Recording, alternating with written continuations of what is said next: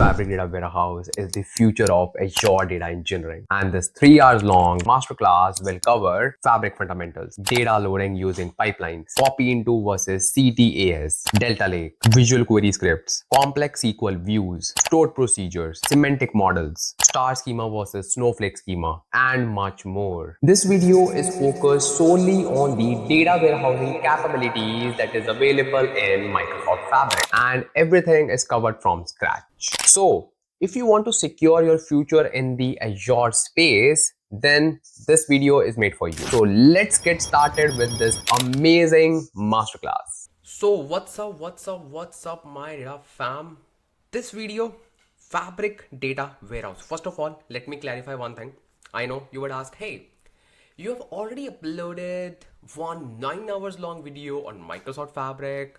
What's different in this video and blah blah, so many questions. I know many of you are really smart to know the difference, but let me still clarify. So the thing is that 9 hours long video is for the whole Microsoft Fabric, in which I have just touched the fundamentals and basics of every service that Microsoft Fabric provides. Don't worry, we're gonna discuss even like what is Microsoft Fabric in detail, but for now let me just clarify who have already watched that video. So that is just like covering small things, or you can say just the fundamentals of each service. But obviously, when you are trying to become a data engineer in the Fabric space, in the Microsoft Fabric space, you need to know the areas which are aligned to data engineering domain in detail. And data warehouse is one of those areas that you have to master. I wouldn't say just cover the fundamentals, know the basics, do this, that. You need to master it. You need to know what, how, and all those silly questions as well. Yes, you need to know everything in Fabric Data Warehouse if you are just trying to become a Fabric data engineer. Make sense? So this video gonna be a kind of detailed video on Fabric Data Warehouse, which is one of the service that Fabric provides. Okay, currently we are actively using Azure Synapse Analytics for building data warehouses. Fabric Data Warehouse is the future of Azure data warehousing.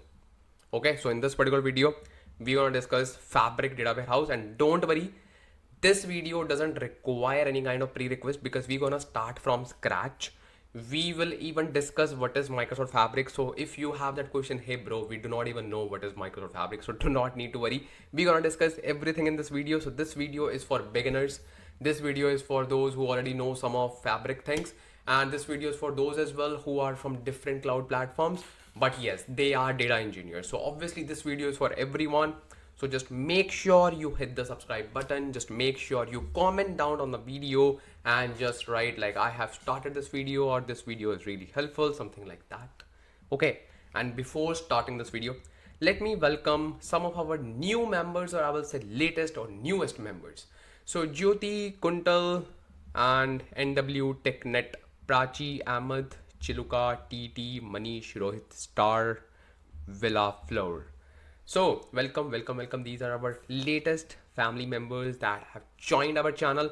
If you also want to join our channel, just hit that join button right now. And if you just want to support this channel, show some love on this channel, so you are most welcome.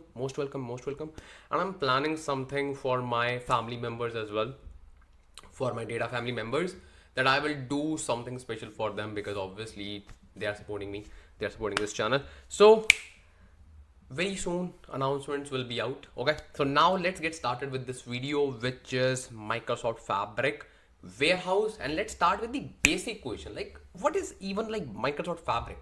What is this new player? We know that Fabric is really popular. Let's talk about this in detail and let's actually understand what is this. So let's try to understand what is Fabric, or you can say what is Microsoft Fabric. I will just call it as Fabric. Okay, so basically the thing is, you will say we already have Azure. You will say we already have so many data tools available within the Azure space. So now what is Fabric? And people get confused. They think that Azure is different and Fabric is different. They simply say, hey, Azure data engineers will not be in demand. Azure is dying, blah, blah, blah, so many things. Fabric is a part of Azure. Okay, Azure is the cloud Azure is the cloud, Fabric is just a technology within that.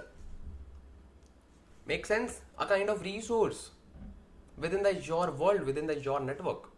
And Azure provides much more than what Fabric provides.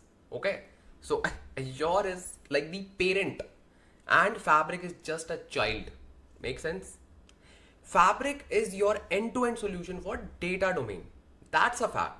But Azure is Azure. Okay, now the thing is, before even explaining Microsoft Fabric, I will just tell you a kind of scenario. So the thing is, currently we use Azure Synapse Analytics to build data warehouses. If you do not know about this, okay, if you are maybe from different cloud provider, platform or anything, okay, so we use something called as Azure Synapse Analytics. Before Azure Synapse Analytics, we had something called as Azure Data Factory as a separate tool and Azure SQL Warehouse as a separate tool. So we were trying to integrate those tools and we were just configuring so many things.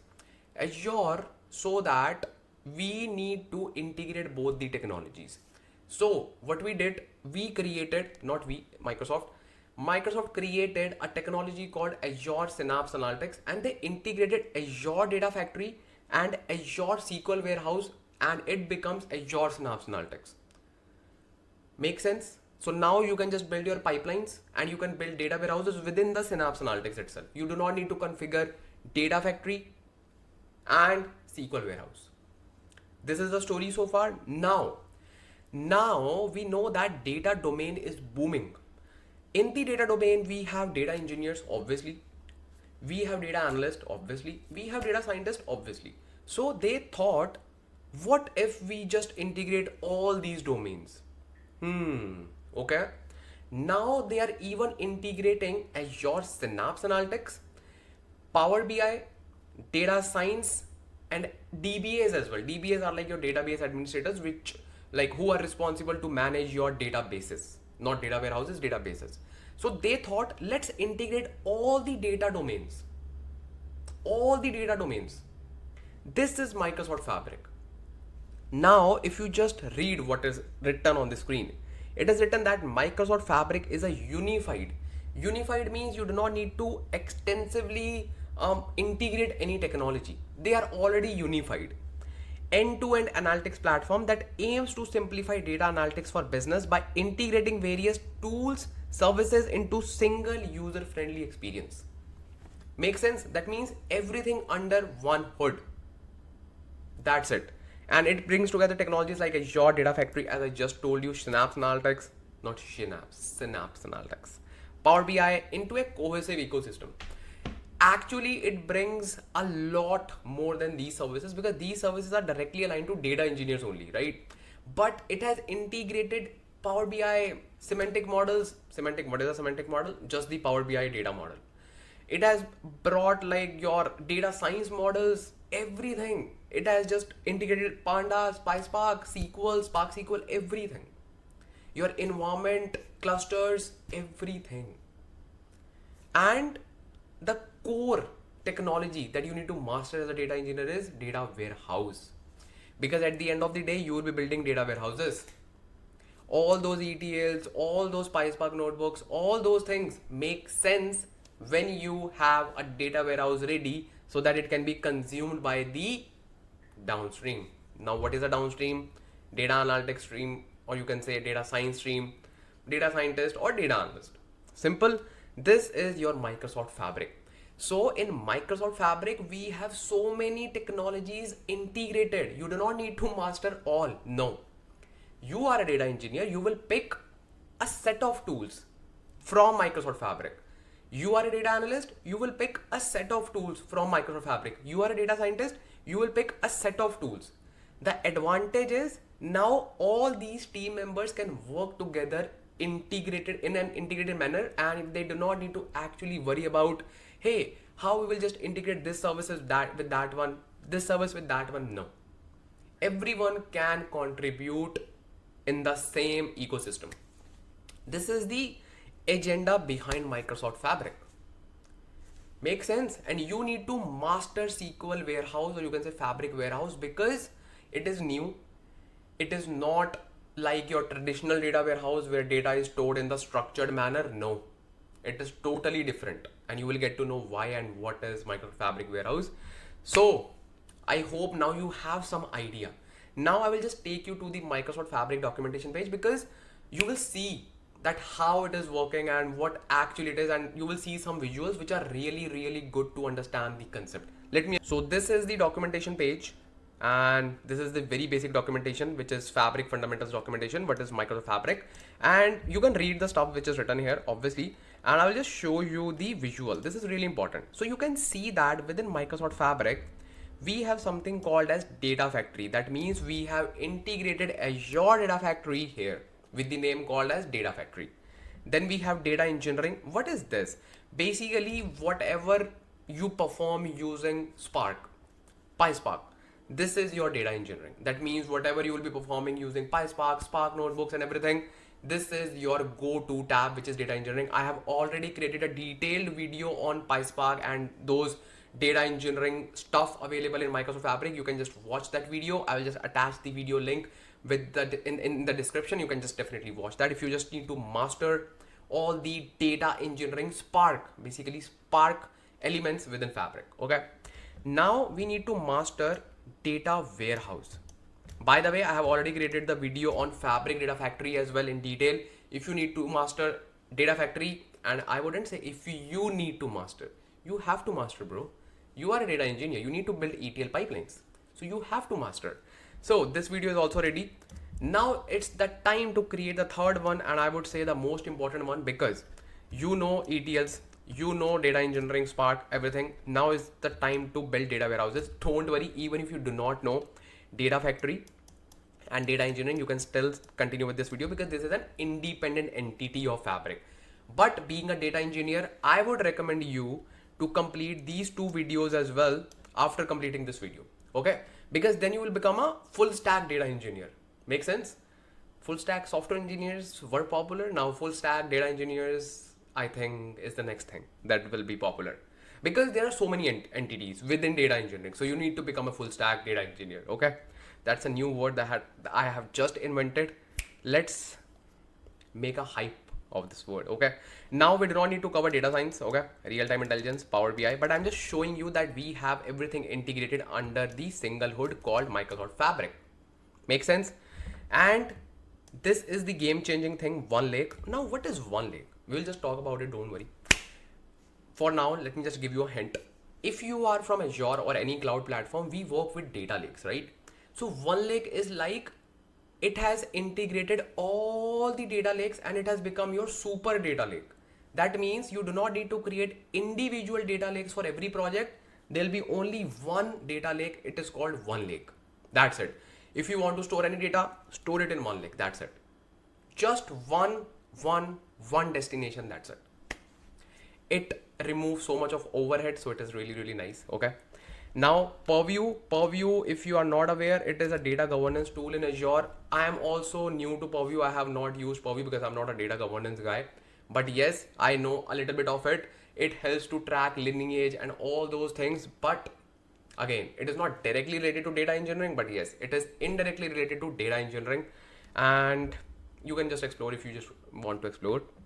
Focus on these three things. First, become a developer, then you can just explore more and more things if you want. Okay, makes sense. So this is your whole picture of Microsoft Fabric, which is really revolutionary, because no one is actually doing it, and if they are doing, they are so behind. Okay, Microsoft is leading the space, and with every new, you can say, upgrade, we get so many new things within Microsoft Fabric. So I love Microsoft Fabric. So do not worry, we're gonna master this element today, Fabric data warehouse. Okay, and you can simply read this document if you want. Okay, and this is also talking about some tenants things, some admin things. You do not need to worry about those things. First cover the development things. First become a developer, then become an admin. But don't worry, I will just try to pass on all the knowledge that are required for this video, so do not worry about anything. Okay, and these are some things that you can see: Fabric compute engines, and as you all know, it has integrated all the things. So obviously it has integrated all the engines, your Spark engine, your SQL engine, your all the engines, everything is there for you. Make sense? Make sense? Make sense? So now let's actually start with Microsoft Fabric Warehouse. Let's see what is different. Because Ansh, you said like this is not like your traditional data warehouse. So what is different and how we will work with this? Let me just tell you everything about Microsoft Fabric Warehouse. So now let's talk about Fabric Warehouse. So as I just mentioned that it is not your traditional warehouse. Now, what is the difference between traditional warehouse or you can say the modern Fabric warehouse? There's a great revolution. Let me just tell you what's the difference and how it is new and how it is different. So basically, let's say before Fabric or forget about before Fabric. Traditionally, we used to store our data in the physical tables, in the physical SQL tables. Okay. What do you mean, Ansh Lamba? We will not be using SQL here. Obviously, we will be using SQL, but I'm just talking about storing the data. We were using something called as structured tables, SQL databases, SQL tables to store our data. Let's say this is our data, having rows and columns. This is my column 1, this is my column 2, column 3, and so on, blah, blah. Okay, so this was my data. My data was actually being stored in the structured format. Ansh Lamba, won't be saving, we will not be saving structured data in the Fabric warehouse. I didn't say that. Just listen to me carefully. So the thing is, traditionally, we used to store our data in the traditional physical SQL tables and SQL databases. Okay. So if you just want to insert some data, you will actually store that data in this table, right? In this physical table. This is the real table holding your structure.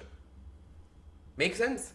Now, we know that data is growing. Okay, we all know that. Okay, big data is here. Okay, big data has become like your normal piece of cake for you, and it's just like day-to-day activity. Big data is not considered as big data. Big data is like used as like data because data is itself big now. So this is the thing. Now, it is not efficient to store data in the physical SQL tables. Why? Because it is very hard to scale, cost is really high, and there are so many other things. Fabric warehouse, or you can say the modern warehouses. Let's not talk about any other warehouse. Let's talk about Fabric warehouse. What Fabric warehouse has done. So what Fabric warehouse is doing, it is saying, hey, you do not need to store your data in a physical table. Oh, okay. So the thing is, we will be storing our data in the form of files. Okay, and in the data lake. Make sense? In Fabric, it will be called as one lake. One lake is your data lake, but it's just like you can treat it as like instead of creating so many data lakes, we just create one lake, one data lake. That's it. Okay, and just for the simplicity, let's keep it as like one lake, like one data lake or one lake, whatever you want to say, bro. Okay, so this is our repository where we are dumping our files. So files will be here. These are all the files and folders, whatever you want to do. Okay. Now on top of these files, we will create our logical table, not real physical table, logical table. Okay. This will be our logical table. What does it mean? Logical table.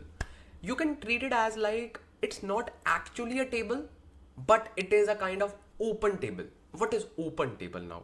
Logical table, open table, these terms are interrelated. You can just use these terms interchangeably as well.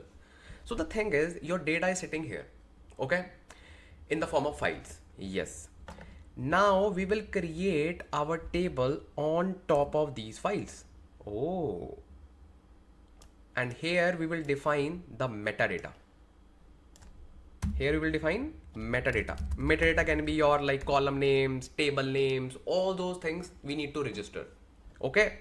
So that it can efficiently map all the information. So let's say there's a column called ID. Okay. There's a column called ID. Then there's a column called name. Then there's a column called, let's say, salary. Then there's a column called, let's say, department. So we will just define this schema. That's it. That's it. And sometimes not even this, but just for the simplicity, we will just define this. We will just register the metadata.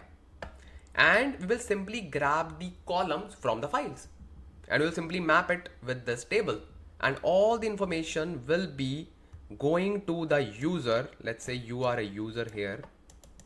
Okay.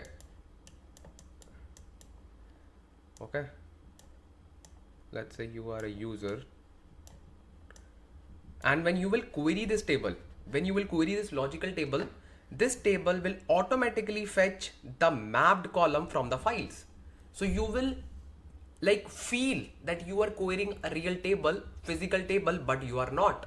You are actually querying the files, but you will feel because of Fabric warehouse, or you can say Fabric logical tables, because it will behave like your normal tables and all the structure will be exactly same. I will just show you and you will be amazed. Everything, you will actually see everything the same. Database name, schema name, table name, everything same. But the difference is that will not actually hold the data. The data will be stored in the one lake, or you can say data lake, in the form of files. This is the only difference between your traditional data lake, like traditional table, and your modern data warehouse. Make sense? Make sense? Make sense? Now, there's a speciality of this table. These files cannot be like stored in any other file format. No. These files will be stored only in the delta format, or you can say delta packet format. Whatever you want to say, packet or packet. I call it as packet. You can call it as packet. You can become cool. I am fine with packet. Okay. So, it should be saved in delta format or delta packet format. Both are same. Okay. We sometimes call it as delta. You can call it as delta packet. Okay. Delta packet format. So the thing is, your files cannot be in CSV format, JSON format, ORC format. No, not even in the packet format. Delta packet format, that's it. Now you will say, what if you want to create a table on top of CSV data, CSV file? Yeah, that is possible. But internally, Fabric will convert that CSV data into delta packet format, and then it will create table on top of it. It will not create table on top of your CSV data.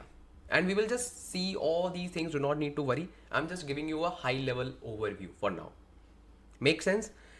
A lot of you who are new to the world of open table formats, or you can say modern data engineering, you would have a question like, what is so special with delta packet, and what is delta packet? What is delta format? It is strongly aligned with a concept called delta lake. If you do not know about delta lake, let me just give you a quick overview of delta lake so that you can actually understand what happens and what is the difference between delta lake, or you can say delta packet format, and any other file format. And if you didn't ask this question so far, and the question is, okay, we are fine that we will just create the tables, logical tables, that is fine, but how it will ensure all those capabilities that normal transactional table, or you can say traditional database table gives us, like asset properties and all those things, time travel, version control, everything? How? Why you didn't ask this question? So the answer is, all these things are possible with the help of delta packet format. That's why this is the game changer. That's why we can actually work with files. We can actually perform our, you can say, logical table operations using delta packet, because all those things are possible with delta packet, but not with any other file, because that is just a file. But with delta packet, it is possible, and you will understand how and why. I will just tell you, don't worry. So in short, we can conclude that, and it is also written in the documentation as well, that Fabric warehouse is a lake-centric warehouse. Lake-centric warehouse. Okay? Make sense? And now you know the reason. Because the data is stored in lake, not in the table. And we will not compromise with the asset properties, commit and rollbacks, and like all those time travel things, everything. We are not compromising with anything with the help of delta. Now let me just give you a quick overview of what is delta and how delta is so powerful, because Fabric is built on top of delta. So you need to know delta in detail. Let me just give you a quick overview of what is delta. So let's try to understand delta format, or you can say delta packet format. So whenever I say delta format, it is equivalent to delta packet format. Okay, makes sense? Sorted? Very good. Let's try to understand what's that. So basically the thing is, let's say you are creating a folder, okay? And in that you are loading Parquet files, because obviously delta is built on top of Parquet. So we will just take an example of Parquet. You will understand better. Let's say this is your source. Okay, this is your source, and you are writing this data here in this folder, and you are converting that file into Parquet format. Simple pipeline. You are simply dumping this Parquet files. So this is your Parquet one. Let's say day one, and its name as, let's say, raw data 01. Okay, then you have, let's say, raw data 02, and so on. Okay, these are all the Parquet files. So these files are not actually guaranteeing you asset transactions, because these are just files, nothing. So this is just a Parquet format. But magic happens when we convert this Parquet format into delta Parquet format. Now, as we all know that the extension of Parquet file format is dot Parquet. So it will be like this, dot Parquet, and this will be dot Parquet. Simple, very good. Now magic happens when we convert this folder into a delta folder, or you can say kind of delta Parquet format. How? So you will be imagining that these files will be converted into something called as dot delta. Make sense? Makes sense, because we have dot CSV, dot JSON, dot Parquet, dot ORC. So for delta we have dot delta, right? No, we do not have any format called dot delta. Our delta Parquet format will use the same extension, which is dot Parquet. So how it can be converted into a delta, bro? Because the files are same, Parquet and delta Parquet. How? What's the difference? The difference is, when I say I want to convert this folder, or let's say forget about this folder, let's say you created this a new folder. Okay, second day you created a new folder, but you wanted to create a delta format.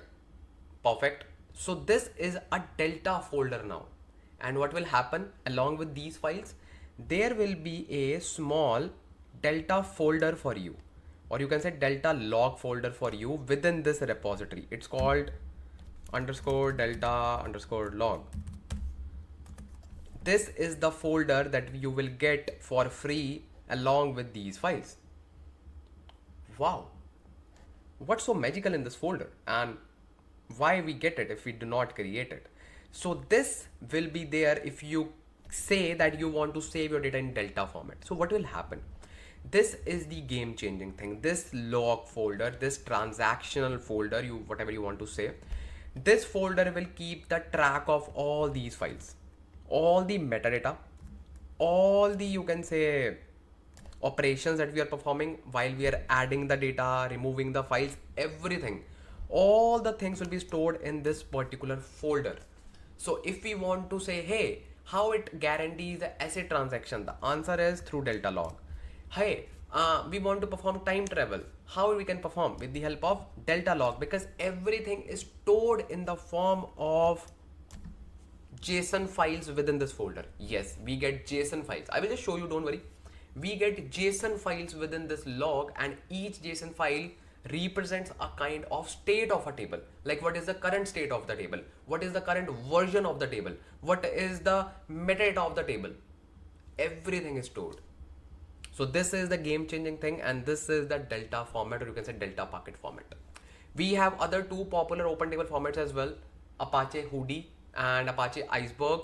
Those are not much mature as compared to delta. That is why delta lake, or you can say delta formats, are the most popular open table formats right now, and used by Databricks and Microsoft Fabric a lot. Make sense? Make sense? Make sense? Make sense?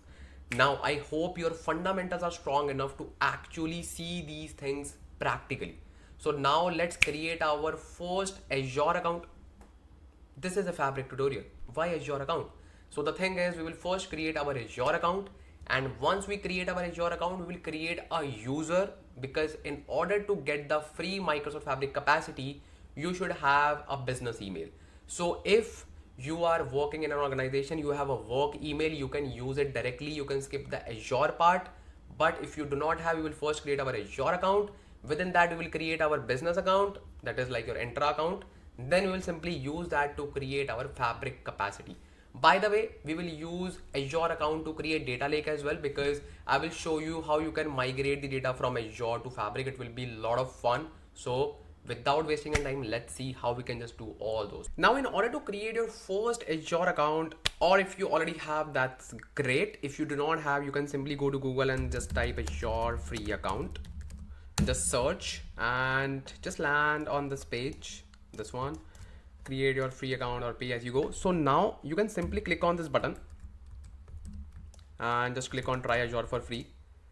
And this will just actually ask you for your email ID, and you can just put your email account if you have any account, Gmail, Outlook, any account. If you do not even have that account, you can simply click on create one. So now you can be confused. If you have a Gmail account, you need to register it under like Microsoft account. So you can just do it using like Outlook login. And if you do not need to use that one, create a new one, simply click on create one. I will recommend you to create a new account using mobile phone if you are going for Outlook, because you will be just hooked in the quiz part and it doesn't go beyond, and I hate that. So that's all. And once you click on next, you will land on the web form, and you just need to fill that form, and you just need to share your details, who are you and where you live, blah blah blah. Then you just click on it and you will simply land on the next page, which will ask you for your card details. Do not worry, this step is just for the confirmation that you will be using the services provided by Azure. Why do they ask this question? Because the thing is, they will provide you $200 so that you can consume their services for the first 30 days. That's your free account. What will happen after 30 days? Nothing. They will not charge you for anything. Okay, so you can freely just provide that card information and nothing will happen. You can simply discontinue the services, and all the resources that you would have created will be nullified. That's it. Now, I was seeing some comments from the people, and they were saying like sometimes it doesn't allow you to create a free account, maybe due to some restrictions in your area, maybe you have already created another account. So there can be like any reason, right? So in that particular scenario, you can go with pay as you go scenario. So if you click on this, you can simply select this one, pay as you go, and now you will simply say, hey, they will just simply charge us, right? Actually not, because pay as you go option is also good for this particular video, because obviously we are creating free Fabric resource, so it is not going to charge you anything. Okay, now Azure account will be pay as you go. Yes, it will only charge you for the services that you will be using, but ironically you are not actually using anything from Azure. Yes, you will just use storage account, and storage accounts are so cheap. You will not even get the bill of $1. So just use your brain and just go with it and just create your storage account. That's it. Then create your free account of Fabric. That's it. And use your Fabric for 60 days, because Fabric is free for the first 60 days. And that's it. Enjoy your Fabric account. Once you are done with the video, you can simply delete the Azure account as well. That's not a big deal. You can delete all the resource group resources so that you will not be charged. And I don't know why it's a big deal, because people can spend multiple dollars on their monthly subscriptions, like all those streaming applications. That is fine. But if they just want to learn anything, we want free, we want free, we want free. Come on, man. Come on. You are lying to yourself. So if you know that Azure is in demand, it is just crafting your career, why you are feeling hesitant? Why? So again, that's your personal choice. My duty is just to give you advice, and rest is up to you. Okay, so once you have created an Azure account, let's actually enter into the Azure portal and let's see how does it look like. Let me just show you. So in order to go to the portal account, you can simply go on Google and search portal.azure.com. This is the web page that you will actually use to land into your account. hit enter, and then it will simply ask you for the email account. Now you need to simply put the email account that you have just created, that free account or pay as you go account. Okay, you can just simply put it here. So I have put my credentials and now I am just on my Azure account. Do not feel overwhelmed because these are some of my resources that I was using before. Let me just switch to favorite tab. Now it's fine. So this is the homepage of Azure, and you do not need to worry because we are not covering Azure in detail. We are focusing on Fabric. So just for the quick overview, this is your Microsoft Azure homepage, and within this we create resources. And whenever you just want to create any resource, we simply go to this homepage and we just use this search bar and we just search for the resource and we create it. In order to create your Microsoft Fabric account, you just need to create an Entra account, Entra ID. That's it. That's it. And yes, we will then create a resource group and storage account. That is something else that you will simply see after creating that account. So do not need to mug up your mind here. Just simply search Entra ID. Okay. This is the one, Microsoft Entra ID. And within this, click on manage, click on users. In your scenario, this users list will be empty. In my case, we have a long list. So simply click on create new user. We will simply create a new user. I will simply say Fabric warehouse, Fabric WH. Okay. So this is my email ID. So now you can see that this email ID will be behaved as a business email because it has a different domain with my name. Okay. Perfect. Now nickname is the same. Display name, I will simply say Fabric warehouse, same. And I can simply say auto generate password. No, I will pick my own password. It doesn't actually matter because obviously it will ask you to put, or let's say change your password. So not a big deal. Okay. So let me just put any demo password for now. Okay. Once it is done, click on review create, and that's it. Your account is created. It should be highlighted here, and that's it. So now we know that we will be dealing with some real data, and real data will reside in the Azure. Okay. So now what we need to do, we need to create a resource group. What is a resource group in Azure? Resource group is just a folder in which we put our resources so that we can just use them. You cannot create your resources like in the air. You have to dedicate it to a resource group. Again, we are not covering Azure. If you want to learn Azure, if you want to cover fundamentals of Azure, that is a good thing for you because obviously Fabric is also a part of Azure family.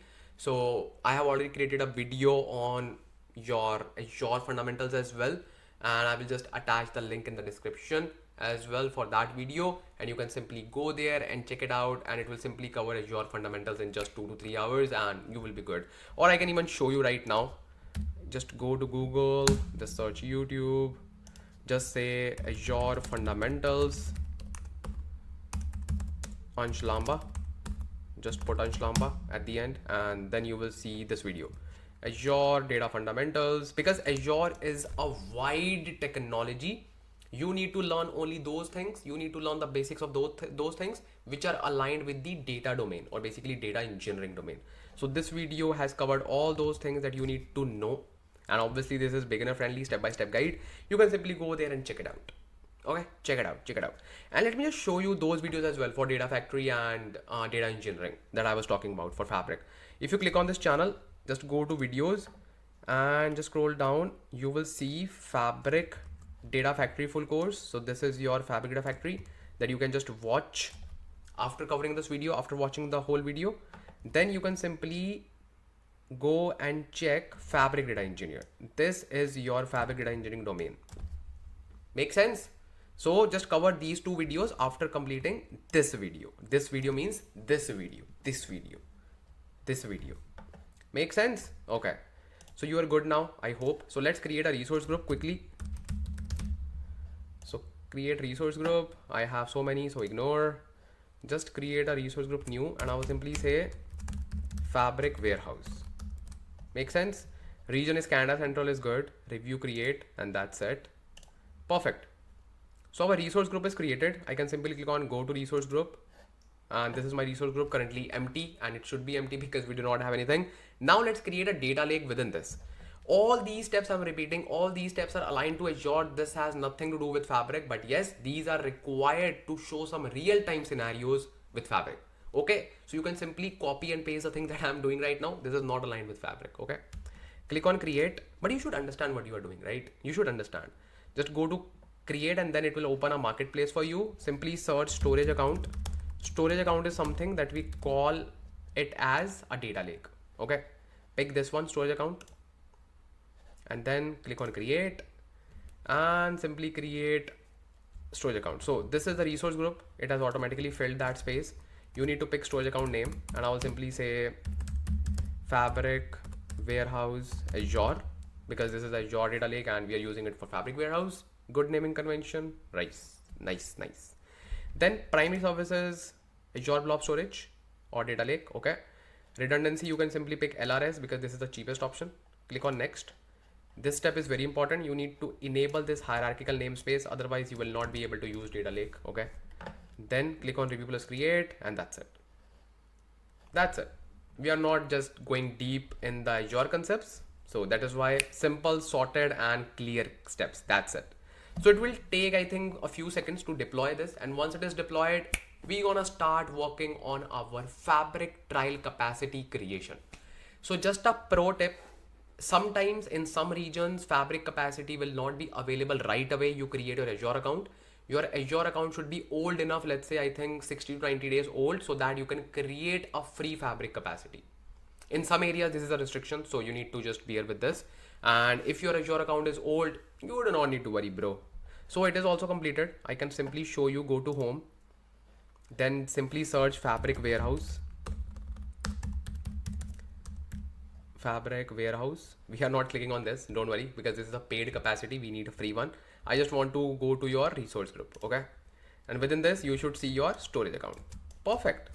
If you just click on it, and if you just go to storage, data storage, go to containers. So this is the area where we create containers to put our data.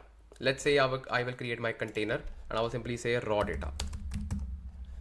Okay, I will simply say raw data. Click on create, and this is the container that I have created. Wow, see, raw data. Within this I will upload some files, some demo files. And where are the files? Files are here. Just go to GitHub. This is my GitHub. Okay, just go to this repository I have just created 15 minutes back, Ansh Lamba YouTube, and you can even click on this one and you can just increase this number.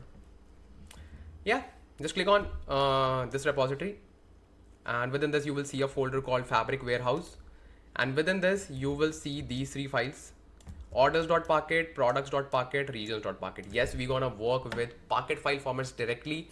We are data engineers, we need to work with big data, so that's why I created these Parquet files. This is a demo file, you can ignore this one. Okay, so these are the three Parquet files. You can simply download it. Simply click on this and download, or you can simply click on these three dots and maybe copy path, and then you can simply make a pull request, whatever you want to do. Okay, so it's up to you, whatever way you want to do. Okay, and you can even just download the whole folder as well, and then just click on this code and then just download zip. It will simply download all the folders in the zip folder. Okay, so it's up to you, whatever you want to do. Okay, make sense? Very good. So that is all about your data. So I will simply go here and I will simply upload my files, because I have the files in my local repository.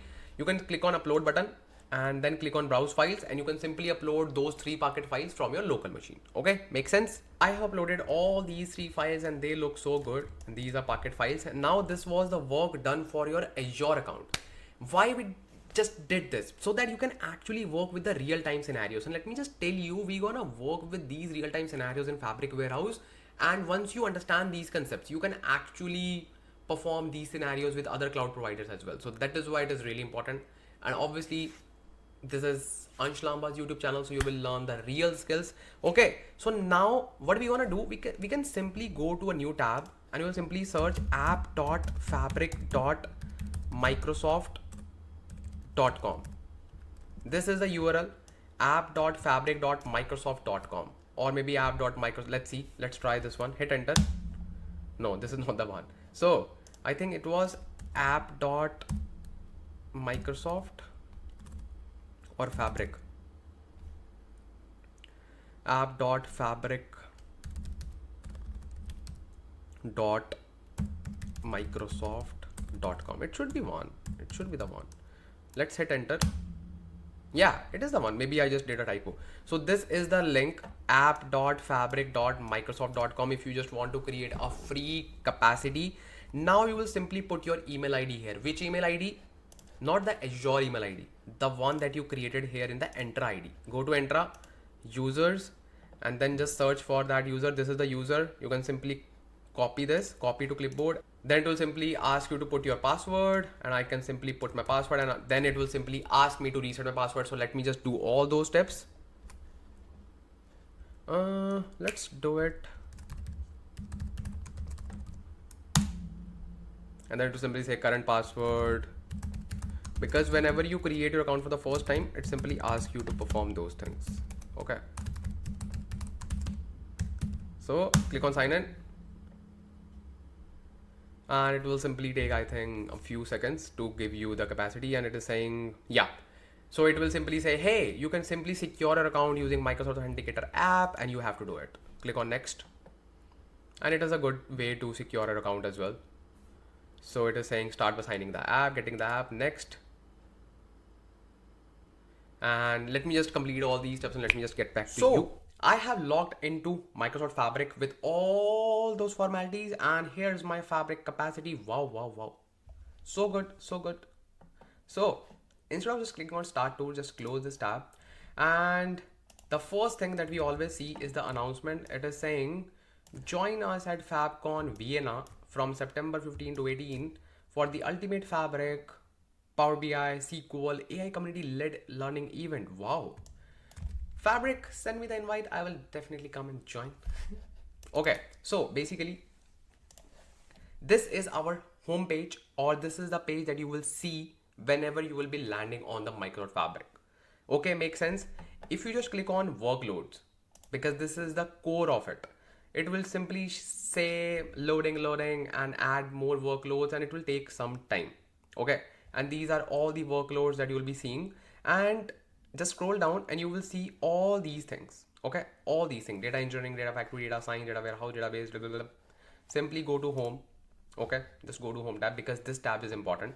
Just click on this button, the little profile button. Click on this and you will see some details about your subscription. You will see your account name, makes sense. Default directory, makes sense. License type, free account, and this is the free trial. Okay, click on this free trial, and this will say activate your 60-day Fabric free trial capacity, and capacity region is the same one, do not change it. Click on activate, and successfully upgraded to Microsoft Fabric. We prepared a Fabric trial capacity, got it. Here is the thing, it will simply reload the screen for me, but for some user it will not, because their tenant is not 60 to 90 days old. So that is why they can just see this problem.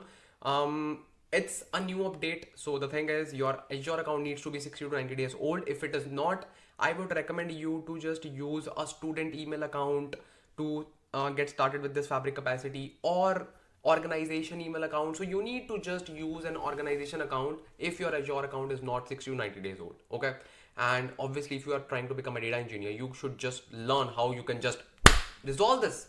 Just bring the organization account from anywhere. That shows your dedication, right? Good. So the thing is, let me just give you a quick overview of Fabric. As I just told you, it is a wide tool and we need to focus on warehouse. Okay, so this is your home page, and we'll not be using this home page much. We will be simply using this cute side tab for most of our stuff. Make sense? Okay, so obviously there are so many things, and we will be just learning a lot of things along with this video. But for now, you first of all need to create a workspace, because you should have a workspace. Okay, and it behaves similar to your resource group, because once you have resource group, you can create resources. Similarly, once you have workspace, you can create resources, right? Click on workspace, and by default it will show you my workspace. Click on create new workspace. So you can simply name it. I will simply say Ansh WS workspace.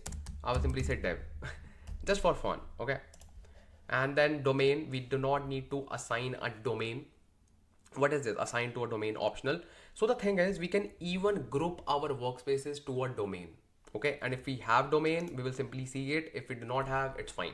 Okay, then simply click on apply. So this will create a workspace for me, and just allow a few seconds. Perfect. This is a task flow. You do not need to worry about this thing. Okay, because there are so many things in Fabric, and we need to focus on warehouse first of all. Okay, warehouse, Fabric warehouse. Whenever you see something new, Warehouse. Okay, so this is the workspace which is empty right now, and we will be creating our, first of all, data lake. Obviously makes sense because we need to store our data. You do not need to create a data lake. Yeah, Ansh, Lamba, we know that we have one lake. You do not even need to create your one lake. What? How we will store our data? The good news is you always get one lake account for free, like not for free, like additionally whenever you create your fabric capacity. If you click on this one lake catalog, this is there for you. This is your one lake. So that means, as I just mentioned, there can be only one lake. Okay. So whenever you create a fabric capacity, you already get this one lake, which is this one. You do not need to create a new one. Make sense? It will make more sense when you will see the things. Okay. Do not worry. Just go to your workspace and just select your workspace, this one, and this is your workspace. Okay. So good thing is we already have a data lake ready. One lake ready, up and running for us. Very good. Now I will just show you a tab called workloads. If you just click on it, and we have already clicked on it, so let me just tell you what's that basically. If you scroll down, you will see my workloads. These are all the capabilities that we saw in the picture of the documentation, right? And we are mastering this particular category, which is data warehouse. If you just click on this, you will see about section of this particular section, which says that all these services are directly or indirectly aligned with this particular solution. And we're gonna master all those which are directly aligned to this data warehouse. Okay. And we have so much stuff, and you should feel excited that you are learning the most latest warehouse in the world of data engineering. It is Fabric Warehouse. It is the newest. Okay. So let me just tell you how you can just access or create your first warehouse. Simply click on this workspace, click on new item, and then just search here warehouse. And you will click on this. This is your resource, and you just need to name it. I will simply say Ansh warehouse. Make sense? Or let's not add spaces, because whenever you just work in the data engineering space, you should avoid using spaces. You can use underscores, or without space is the best thing. So just a tip for you. It's not an issue, but just a tip. Click on create, and it will create a warehouse for you. It is that simple. It is that simple. And you will actually see the whole screen, and it will create the entire SQL editor screen for you. Just hold on. It is amazing. It is amazing. It is amazing. See, this is your SQL warehouse, or you can say Fabric warehouse. And you can see that this is the left pane, which is really important. You can even collapse it, but you need to keep it open in order to just work with it.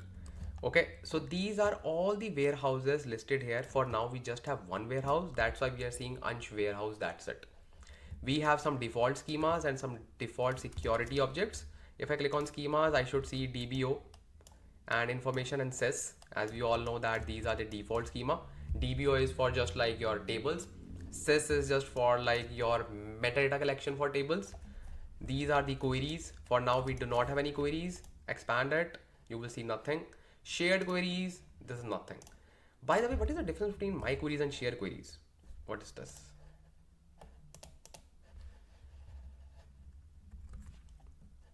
The difference is very simple. My queries will reside in your particular branch, or you can say workspace only, but shared queries can be shared across with other developers as well. That is a kind of repository of scripts or queries. Okay, but my queries will only be visible to you. That's it. Okay, so now I know you are really excited to work with SQL data warehouse, Fabric data warehouse, whatever you want to say. Let me ask you a basic question. What should be your first step towards building a warehouse? What should be your first step? The answer is data loading. Data loading, right? Very good. How you can load the data in the Fabric warehouse? What are all those methods? We have mainly 4 methods. Let me just tell you one by one. So just hold on and you will learn everything. Okay, So the first method is data pipelines to load the data. Okay.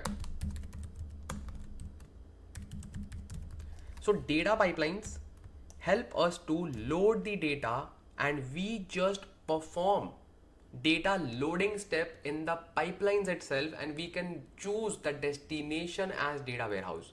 The moment we do this, we can actually load the data through the pipelines. Make sense? Don't worry, we will simply build a basic pipeline. We know that we are not covering pipelines in this video, but I will just simply show you how you can just load the data. Make sense? Okay, very good. This is one way of doing it. What is the second way of doing it? Second way is data flows. Okay, now what are data flows?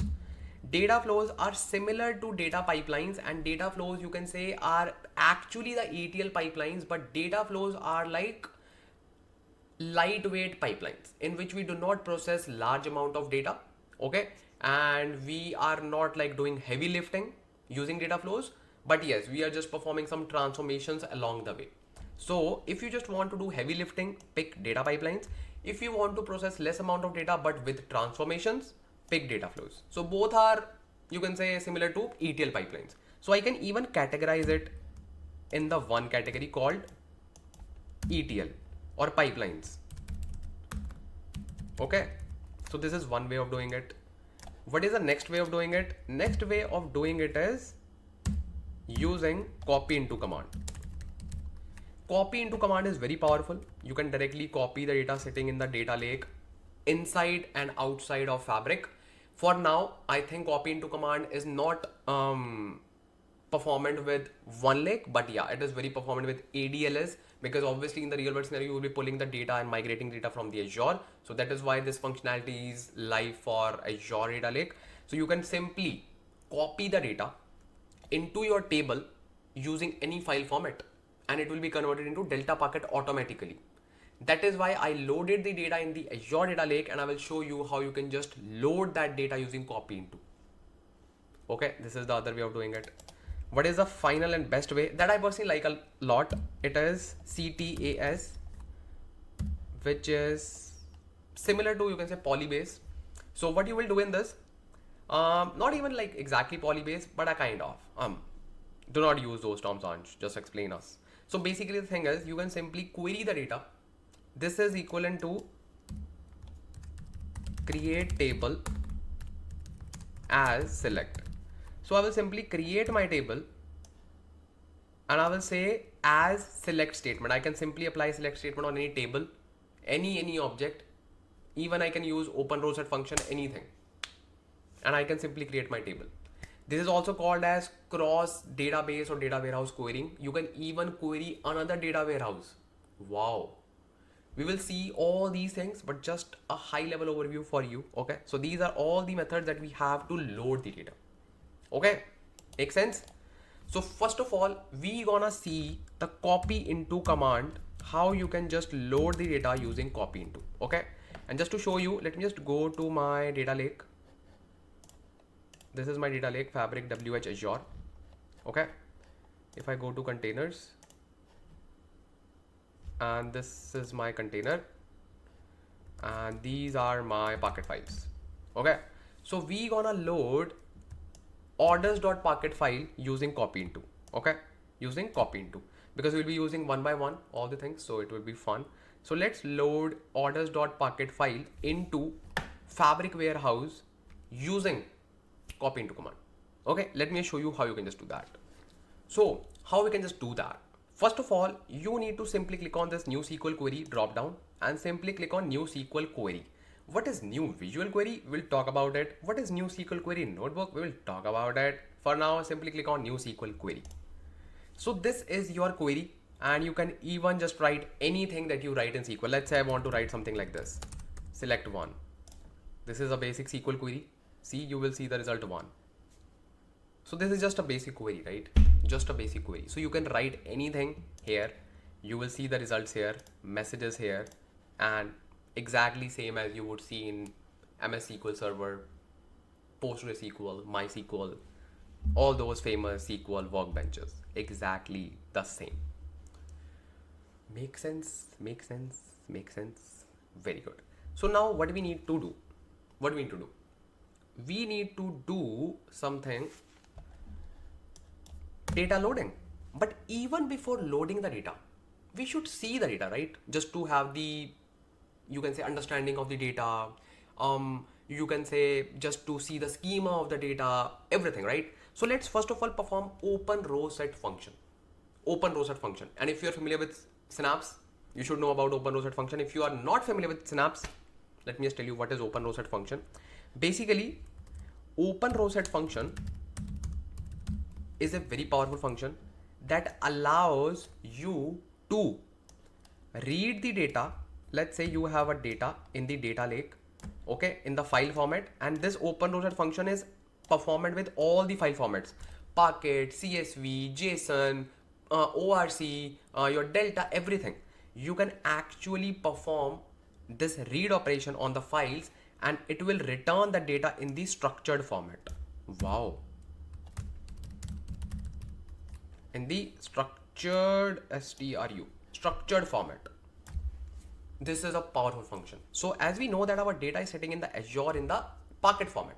These are just CSV these are just the files, right?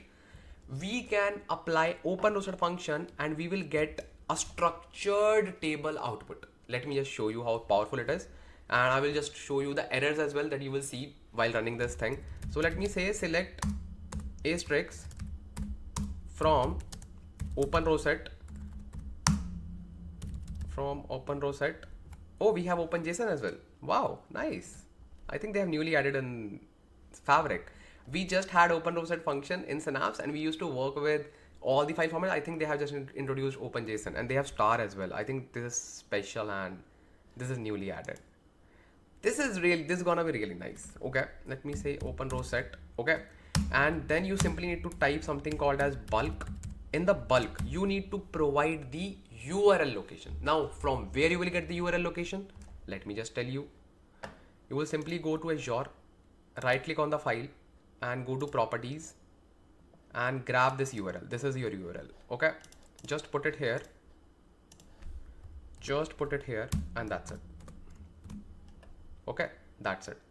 This is your command that you just run, like select asterisk from Openrowset, and why it is red.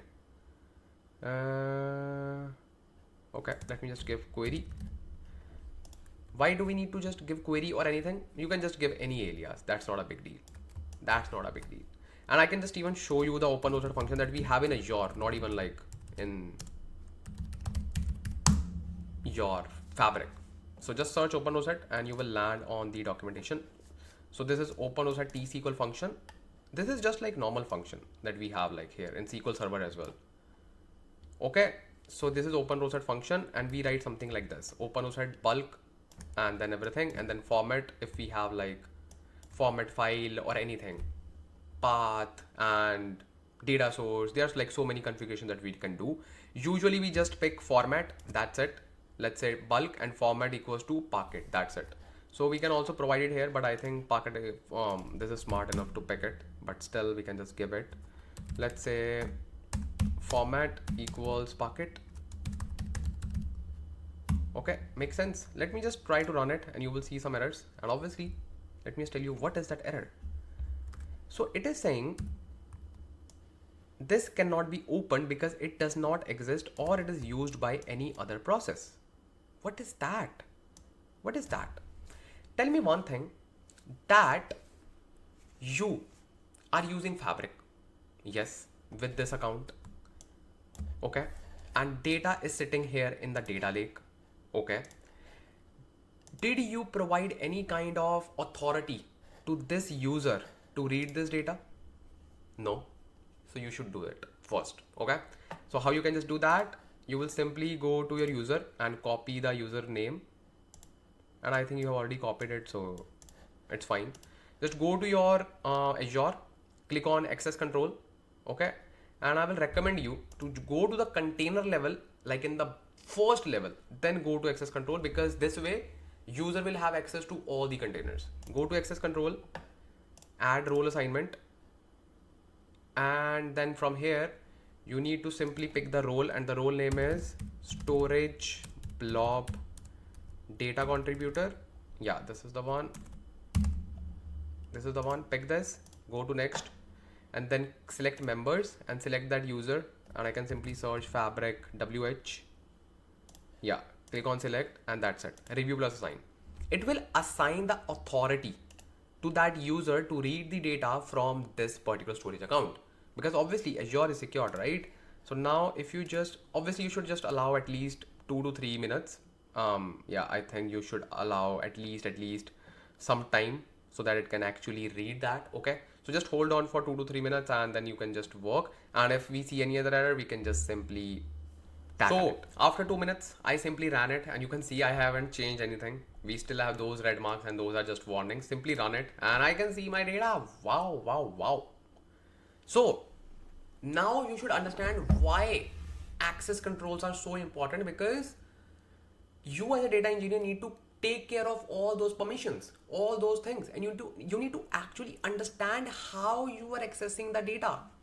It's not just like you are just getting the URL, you can read the data. You as a data engineer need to think like a data engineer. Make sense? Very good. So this way we are able to see the data, right? See? So good. So good. Now, as I just mentioned, that the first way to load the data is copy into command. Okay? So obviously to perform copy into, we need a table so that we can say copy into this table from this location, right? So let's create our table. First of all, let me just hit enter and let me just create a table. How you can just create a table? The good news is exact SQL code that you use in other SQL workbenches. Simply say create table, and I will simply say dbo dot, because I do not want to create a new schema.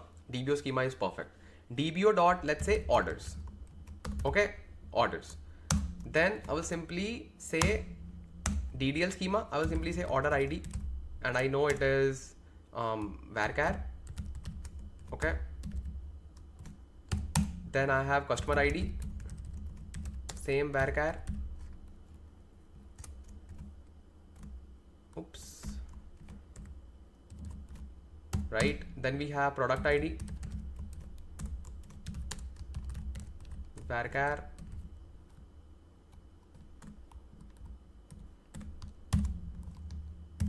Perfect. Then we have order date. This is of date type. We have date time too. Okay. Then we have quantity.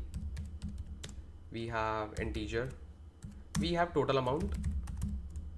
That can be, let's say, double, or let's say float. Make sense? Okay. Once it is done, you just need to run the command, and you can simply comment it out. Okay, the other things, and just run this command, and you will see an error. Wow. Integer precision as value between 0 and 6 must be specified. What do you mean?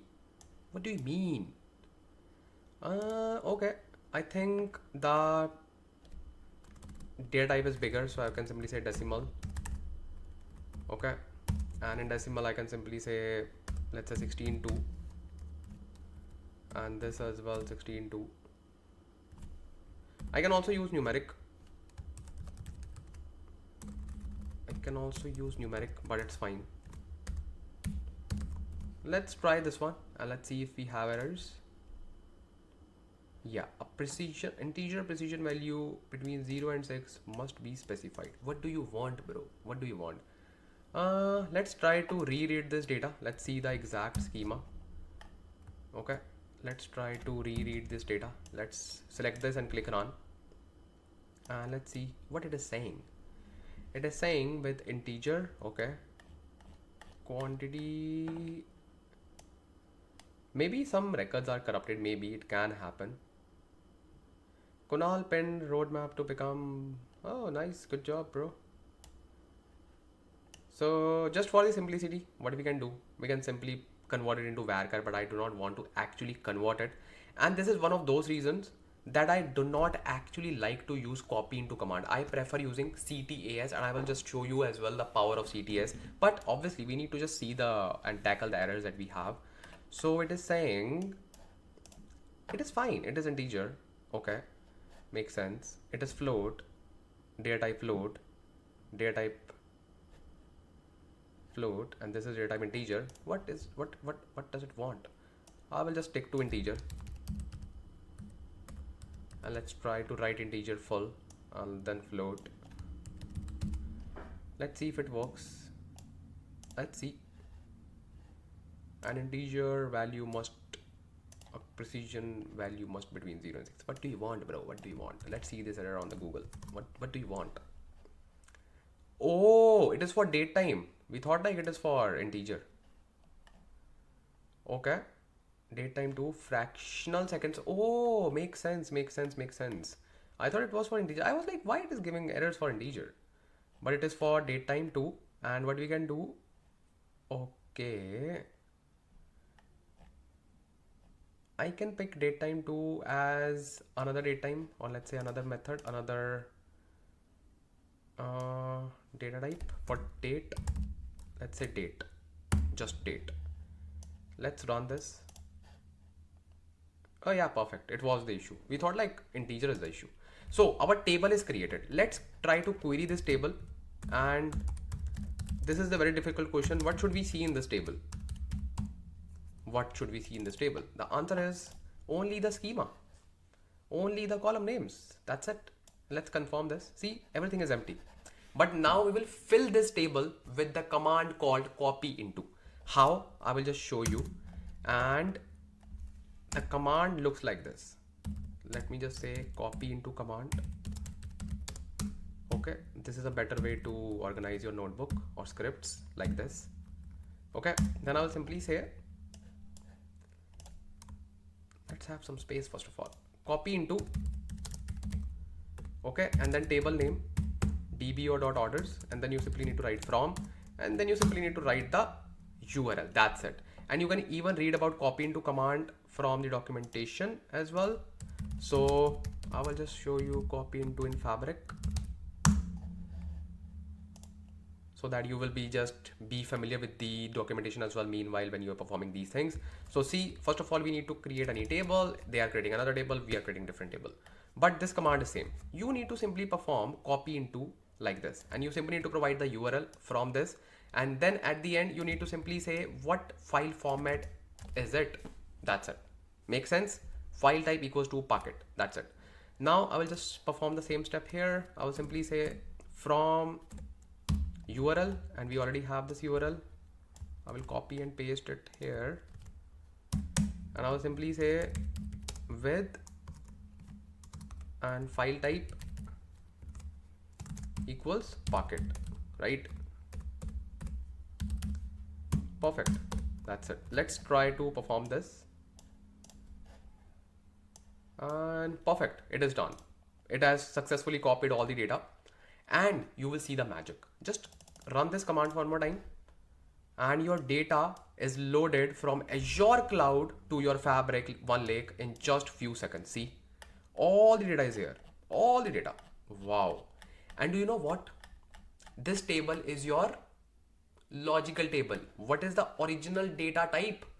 The answer is delta Packet format. Now question is, we loaded data in the Packet format, not in the delta Packet. Yes, I told you Fabric will internally convert it into delta Packet format. You want to see it? Let me show you. If you just go here and if you just click on DBO schema, go to tables. This is your table orders, right? Click on these three dots and just click on properties. And this is the property. And where your data is sitting, it is sitting here in this URL, which is called onelake.dfs, not data lake, one lake. Okay. And relative URL is this. If you just want to use relative URL, this is abfs path. If you just want to use abfs path, but this is sitting in the one lake in the delta format, and you can confirm it using this format is delta, not Packet. So in short, if you have your data in the Azure repository, Azure data lake in any format, let's say CSV, JSON, Packet, ORC, blah, blah, blah, you can simply load the data in the Fabric using copy into command, and you just need to specify what type of file it is using this file type method, and that file will automatically be converted into delta and will be loaded into your tables. Wow. This is the backbone of copy into command. How was it? How was it? I know it was good. Now let me just show you the power of the second method, which is CTAS. Okay. So in CTAS, what is different? What is different? So let me just tell you what is different, and let me just remove all the things which are not required. Okay, which are not required. Okay. So this looks clean. Let's create our new notebook. Okay. Let's create our new notebook. Okay, makes sense. And we can also rename it. If we just want to rename, I will simply say copy into. Okay. Rename. Perfect. Let's create a new notebook. You can either click on this one or new SQL query. Both are same stuff. Click on new SQL query, and that is it. We will rename it. I will simply say rename. I will call it as CTEs. Perfect. I personally love it. So let's say you have a query for reading the data. Let's say this one. Oops, not this one. Let's create one. Let's say select asterisk from Openrowset, and I want to read the data for this file this time. That's called products.packet. I will simply grab the URL, copy it, and that's it. See, and we know that we can just do it because we have the access. So this will return me this data, right? Now I want to create a table on top of this select statement. I can do that. So what I will do, I will simply say create table. Okay, and table name will be dbo.products as this one. The moment I write this, it will simply create a table for me, and that's it. We do not need to create a table beforehand. We do not need to define any schema. It will automatically pick it. That's it. And I can even show you. I will simply say select asterisk from dbo.products. Let me just run this command and you will see the data. See, perfect. I love this command. I love CTAs because you can simply perform select statement, and select statement will bring your data from data lake of any cloud provider, and you can simply say just create table on top of it. What is the magical thing? Let me show you what is the magical thing of CTAs. Let's say you have a table. Let's say you have a table called products. Okay, and this table maybe is hard coded, or let's say orders, because we know that we used that copy into command. I can even use this table as my source. Let me just show you. Let's say I want to create table something like this. Create table dbo dot products new. Okay, I will simply say as select asterisk from dbo dot orders. That means I can even apply select statement on the existing table as well, and it will work. Wow, this is magical. I can show you the new table. Select asterisk from dbo dot products new, and it will work.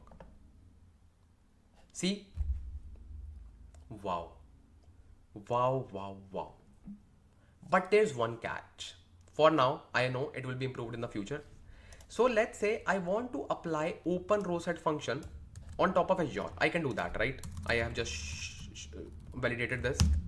Let's say you want to apply Openrowset function on top of any file, because obviously these tables are not the real tables. The actual file is sitting somewhere, and where you can simply click on these three dots and click on properties, and this is the URL where it is sitting. Okay, and this is the URL to your OneLake. Let me just copy and paste it here, and let's see if I'm able to read this. Okay, let's see if I'm able to read this. I will simply run it. It is saying unknown format type, because currently we cannot apply Openrowset function on top of OneLake. And actually it doesn't make any sense to apply Openrowset function on top of OneLake, because we have tables directly built in OneLake. But yes, we need Openrowset function on top of data lakes, which are Azure, AWS, or all those things. Make sense? Make sense? Make sense? So I hope now it is clear how to load the data from Azure using CTEs and copy into command. Let me just show you how you can just load the data from pipelines as well because I need to show you. Okay, so what you can do, you can simply go to your workspace from here and click on this and click on new item.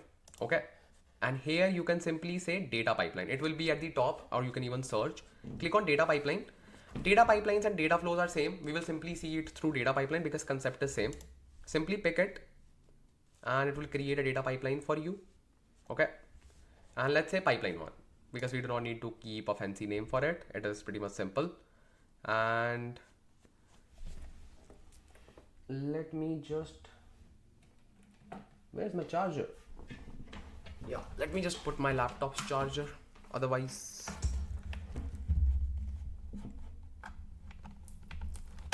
okay, it's done. Perfect. So this is my data factory, which is similar to Azure Data Factory. We have a dedicated video on that. You can watch it. Okay. But for now, we will simply demonstrate what we need to know. Okay. So we will simply go to activities and we will simply say copy data because we use copy data activity to load the data, right? Click on it.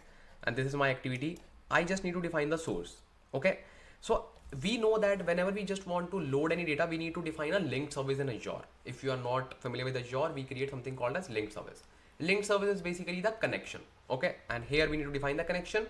Okay, so we'll simply say new connection because we do not have any connection, right? We'll simply say more and we'll create a new connection with the Azure data lake. Simply go to view more and simply search Azure data lake storage gen 2. See this one, click on it, and here we need to define the connection. Go to your data lake, okay, and just go to your containers, and this is the parent directory of your all the containers. Go to settings and then go to endpoints. So here scroll down and simply grab the data lake storage. This is the endpoint of your storage account. Make sense? Simply paste it here. That's it. So this is the endpoint of your whole storage account from where you can just simply grab the container, any container if you want. Create connection, new connection. Yes. Connection name, I will simply say Azure data lake. Okay, makes sense. And ideally we should just pick the same storage account name just to make it more readable and easy to search it in future. I will simply say Fabric WH Azure, basically storage account name. That's it. Click on connect. And now this is authentication kind is organizational account. Now this should work. Why? Because we have already provided the storage blob data contributor access to this account, right? Very good. Now click on connect and it should be connected very easily. Yeah, it is done. And it is simply saying file path, directory name. So this is basically click on browse and you will see all the things within Azure. And we just have one container. So we'll simply see one container only. And you can even hard code it. Simply write it, but it's a better way to pick raw data. Okay, and then we will simply see the folder, and we do not have any folder, so we directly have file. Let's pick this file because this is the remaining file that we need to pull. Click OK. So this is the file. Okay, format type we need to pick Packet. Exactly, very good. Advanced, it is good. Go to destination. This is the point where you need to pick Azure warehouse. Select connection and simply pick Azure warehouse as your destination because you need to pick Azure warehouse. Now it is simply saying you want to push this data to an existing table or you want to create a new. I will simply say auto create table because I do not have table. Table name will be dbo dot regions, right? Perfect. That's it. You can just simply run this pipeline. Okay, and in order to run, just go to home and then just go to run and click save and run. So what it will do, it will simply pull the data from Azure and push the data to Fabric OneLake, and it will create a table in the warehouse. Simple logic, simple logic. The pipeline is running and you should see the table created very soon. And I have just shown you all the ways with which we can actually load the data into the Fabric table. This is the first step, data loading step, and you should master it. Once the data is loaded, we will just play with the data. Just hold on, just be with me. I'll just show you so many ways to play with your data. And yeah, So this is just like running pipeline run ID. It should take hardly few seconds and maybe 1 to 2 minutes. That's at maximum, because sometimes it takes time to configure the connection and then it runs. Just refreshes. This is the refresh button. So I'm just applying on it. Library variables. Wow. This is in preview. Nice. And this is the input and output button. And all these things are like discussed in detail in that video. And this is done, as you can see, I succeeded. And we can simply go to a warehouse just to validate. Oh, perfect. We can see the regions table. Wow. And this was not there before. We can query it quickly. And I can simply say, select asterisk from regions. Let's try to do it. Okay, perfect. We can see that. Wow. This was amazing. This was amazing. So see, you have successfully loaded data with all the methods available within Fabric. Okay, let's jump on to the next stage where we can just play with the data and analyze and perform ad hoc analysis. Let me just show you. So now let's try to understand a very important concept. It's called cloning. Let me first create a new SQL query. Now what is cloning? Cloning, as the name suggests, it is for clone the table. Okay, if we just, oh wow, good color. It's orange, right? Wow. I thought it's red. Nice. I got one more color. Yeah, this is red. Orange is better. Okay, so cloning is very important. Let's say you already have a table. So we know that if we do not want to clone a table, we can simply say CTAS, create table as select. Okay, if you do not understand this, let me just tell you. Let's say you recently created this products new table based on the orders table, right? Makes sense? Obviously. But I will tell you, you can even create products new table using cloning. You will say, why do we need? Why do we need to do that? You will understand it. Wait, first of all, let's drop the table called products new, because we will just recreate it. How we can drop the table? Same, drop table dbo dot products new. Just run this and your table will be deleted from here. See, perfect, gone. Now what I can just say that I will simply say create table. Okay, create table. Makes sense? Create table, something called as let's say dbo dot orders clone. Okay, orders clone. Makes sense? Okay, then I will simply say as, and if I say select asterisk from orders table. Makes sense. What I will get, you already know, the exact table that I have right now in the orders table. Makes sense. I can also do the same stuff using clone. I will simply say clone of this table, dbo.orders. Let me just run this. So perfect. I have created clone. See, orders clone, and it is exactly same. dbo.orders clone. Now a good question, a good candidate, or you can say good enthusiast or learner can ask me a simple question. And I'm just giving you 3 more seconds just to think about that question. Okay, time up. So the question is, if both are doing the same thing, why do we need to do cloning? Or why we cannot do the same stuff using CTEs? Why? Why do we need cloning? Why did we introduce cloning? Let me just show you something. Let me just create a table, a demo table quickly. dbo.demo. Okay. And I will simply add column called ID and one more column called name. And this will be varchar. Okay. Okay. And then I'll simply insert some data using simple insert into command. And this is like fundamentals of SQL, bro. I'll simply say dbo.demo and then values. And values will be, let's say 1 and 100. Let's say name is AN. That's it. Let me run this. What will happen? There'll be a new table called demo. Let me just refresh it. Yeah, demo. If I say select asterisk from dbo.demo, what I will see? Obviously only one record. Okay. Makes sense. And just note the time. Why? Just note it. I will just tell you. Select current timestamp. Let's see what is the current timestamp in the fabric. It is this one. Let me just copy it. Let me just see, Control C. I will simply see this. Okay. Now I will simply save it. I will not do anything. Then I will insert one more data, one more value.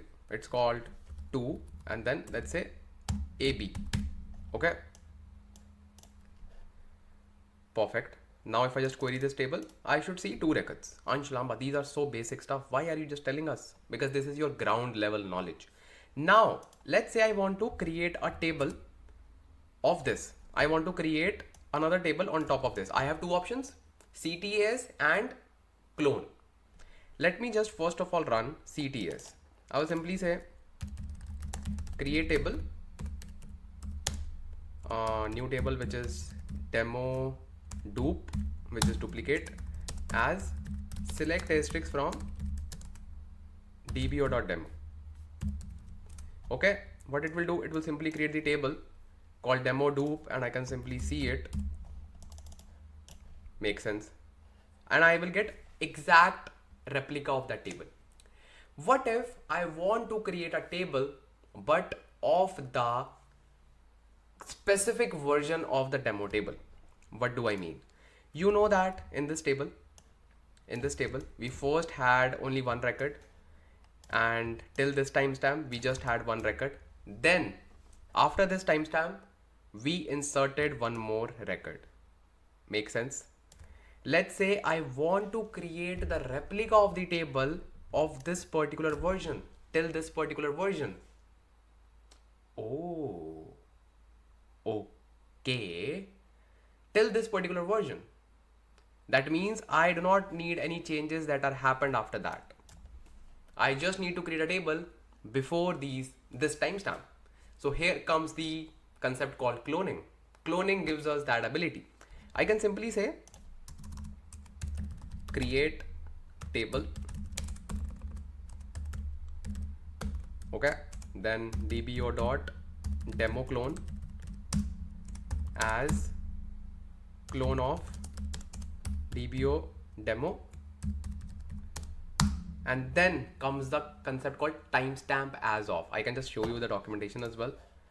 Let me just open the right documentation. Clone and fabric data warehouse. So clone table, and just go down, and not even this. I will simply recommend you to go to tutorials and clone a table. Perfect.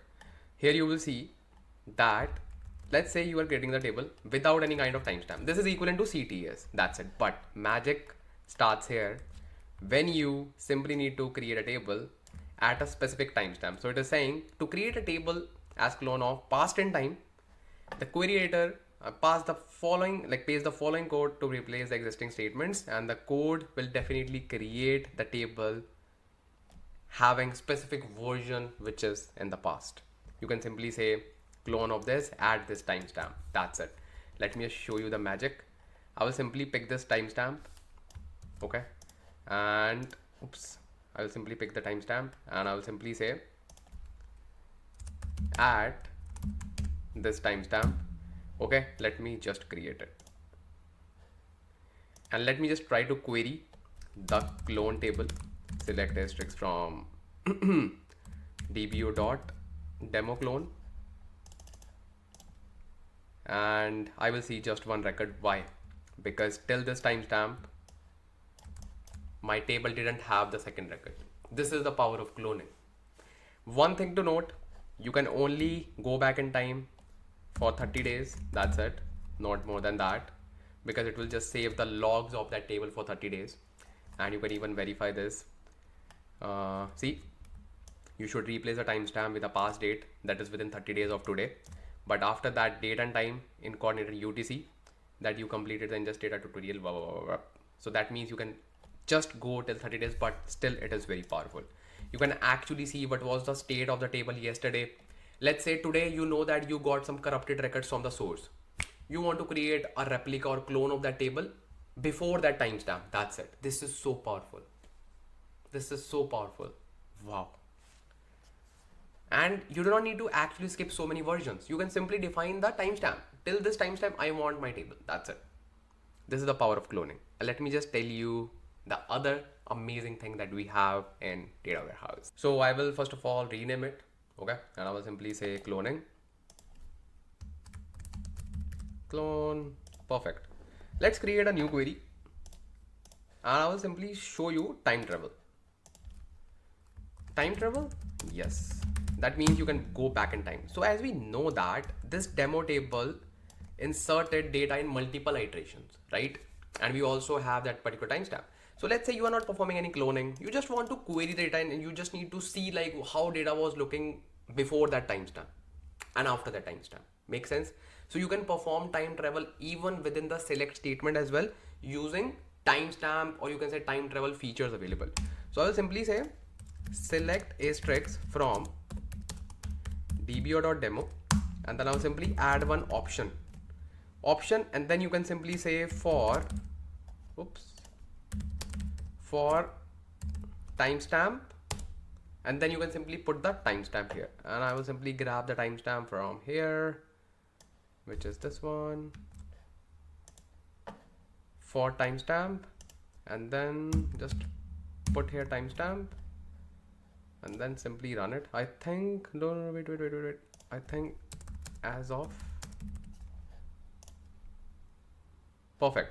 So we can actually go back in time and we can see like what was the state till this timestamp. If I just increase, let's say 1 millisecond, even like 1 millisecond, or I would know that what was like, what's the condition right now? I can simply say current timestamp, and I can simply put that as well. Select current timestamp, and let me just run this. Okay, let me just copy it, and if I just put it here, it will give me the current state, basically that state of the table till this time frame. Okay, till this timestamp, and I can actually see the state of the table at this particular timestamp. This is time traveling features in your Fabric data warehouse. That means you can actually see how your table was looking at a specific timestamp, and you can say, let's say you want to see how a table was looking yesterday night. You can simply see that. So you cannot say, hey, data was corrupted and the new data was entered this morning and table was looking fine last night. You can even validate this information. You can simply say, hey, let me just check how my data was looking at this timestamp. You can actually see it. Make sense? Make sense? Make sense? So this is really, really powerful because you can see like what was the latest state at that particular timestamp. I personally love this feature because you can simply apply current timestamp and that's it. I think this is again limited for 30 days, but we can just I think extend this particular timestamp date. But yes, 30 days is a big time frame because obviously when you are just dealing with data warehouse, you are loading so much of data on a daily basis, or not even on a daily basis, on hourly basis, maybe on minutes basis. So this command is really, really handy and I personally love it. Make sense? Let's see what do we have next. So now in this particular part of the video, we're going to talk about stored procedures, because whenever we talk about warehouses, we cannot leave this topic, which is called stored procedures. And if you are familiar with SQL, I think stored procedures are one of the most important things for data engineers, data analysts, DBAs, everyone. Stored procedures is like non-negotiable. Now, what is a stored procedure? If you do not know what is a stored procedure, basically stored procedure behaves similar to a function in a programming language. Again, I'm repeating, not a function in SQL, but function in programming language. That means we can simply define some set of commands within this particular procedure, and whenever we'll be executing a procedure, those commands will be automatically executed. Make sense? That's what we do in a function in programming language. But yes, we have functions as a separate entity, procedure as a separate entity in warehouse. in SQL warehouse basically, or you can say in SQL. So let's talk about stored procedures. So let's say I want to recreate my table every time whenever I want. So let's say there's a table. If I just see this clone command, let me just copy this command and let me just paste it here. Okay, let's say there's a table called DBO demo and we will simply say SP. Why? Because this is a table that we'll be creating with the help of stored procedure. Okay, so this is a table and we want to just create, or let's say recreate this table every time. Make sense? Make sense? Make sense. Okay. So instead of just creating it like this, we can simply embed this code in a stored procedure and the code will look like this. So let me collapse it, or it's fine. So let me simply write create stored procedure, or let's say create procedure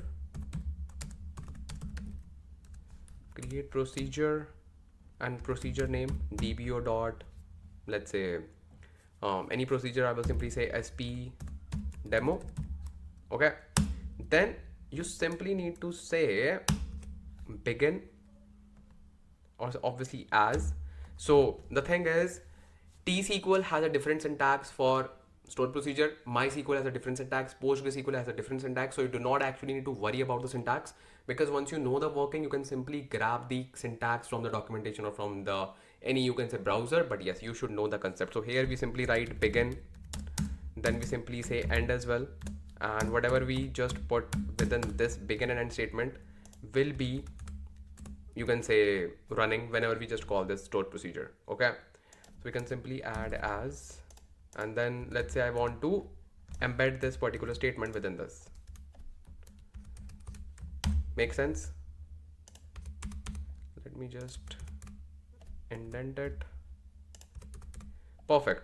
And obviously we can just rerun this command multiple times. So I will simply add this thing, drop table if exists dbo.demo sp. By the way, there is a better way to do it. Instead of just dropping it like this, like drop table if exists dbo demo cp sp. Basically I will just talk about those things in the sys schema, so that topic should be dedicated just after this one. Okay, and I can simply say insert into values and that's it. This should be my stored procedure, and I can even show you the documentation. I will simply show you stored procedure in Fabric warehouse. Okay, so I think this is the one. Yeah, this is the one. So see, this is your tutorial that you can see, tutorial, or you can say simple sample code. So we will simply create the stored procedure. You can add this thing. It is a good way to just make sure, like, okay, stored procedure is not there, but we are simply starting with this one, and that is also fine. And this way we can actually embed anything within this. Make sense? Okay, make sense. See, we can just write multiple statements within this and it should work. So this is the kind of thing. And just a quick question, how you can just run this stored procedure? We have a command called exec, and then we just write the stored procedure name, and you can even find it here as well if it is there. Yeah, see, exec, that means execute, and then the stored procedure name. That's it. Let me first complete this, and I think it is done. We just need to add semicolons. That's it, and we are good to go. Let me remove the unwanted code. Let me just say run. Okay, what's the issue? Is it syntactically right? I think so. What's wrong? Oh, basic silly mistake. So we simply need to do it something like this. Yep, perfect. We do not need to put braces before and then after end and begin. So this is done. Okay, now let me just call this execute, because so far we do not have that table, right? We do not have that table, which is called demo sp, right? Sp demo, because this is just a procedure in which it has saved all the, oh man, just add some space, bro. See, now it is fine. So this is a function, a kind of procedure, and when we will just execute it, only then it will execute those lines of code, otherwise no. I will simply write dbo.spdemo, and I will simply select this code and I will run it, and perfect. Now you will see that table. Let me refresh. It's called demo sp. See, demo sp, here it is. So you can now see that table demo sp because we have ran this code. See, and you can even find your stored procedure if you just go here. This is your sp demo. Make sense? Very good. This is the stored procedure. Actually, you can just do anything. You can create the table, you can insert the values, you can even, let's say, update the data as well within this stored procedure. Very good example, very good real-time scenario where stored procedures can help you a lot is for watermarking tables. So let's say you are performing incremental loading and you want to just store the last load data. Okay, so you can simply create a watermarking table and then you can create a stored procedure to update that column in this watermark table. And you can write the update logic within this stored procedure.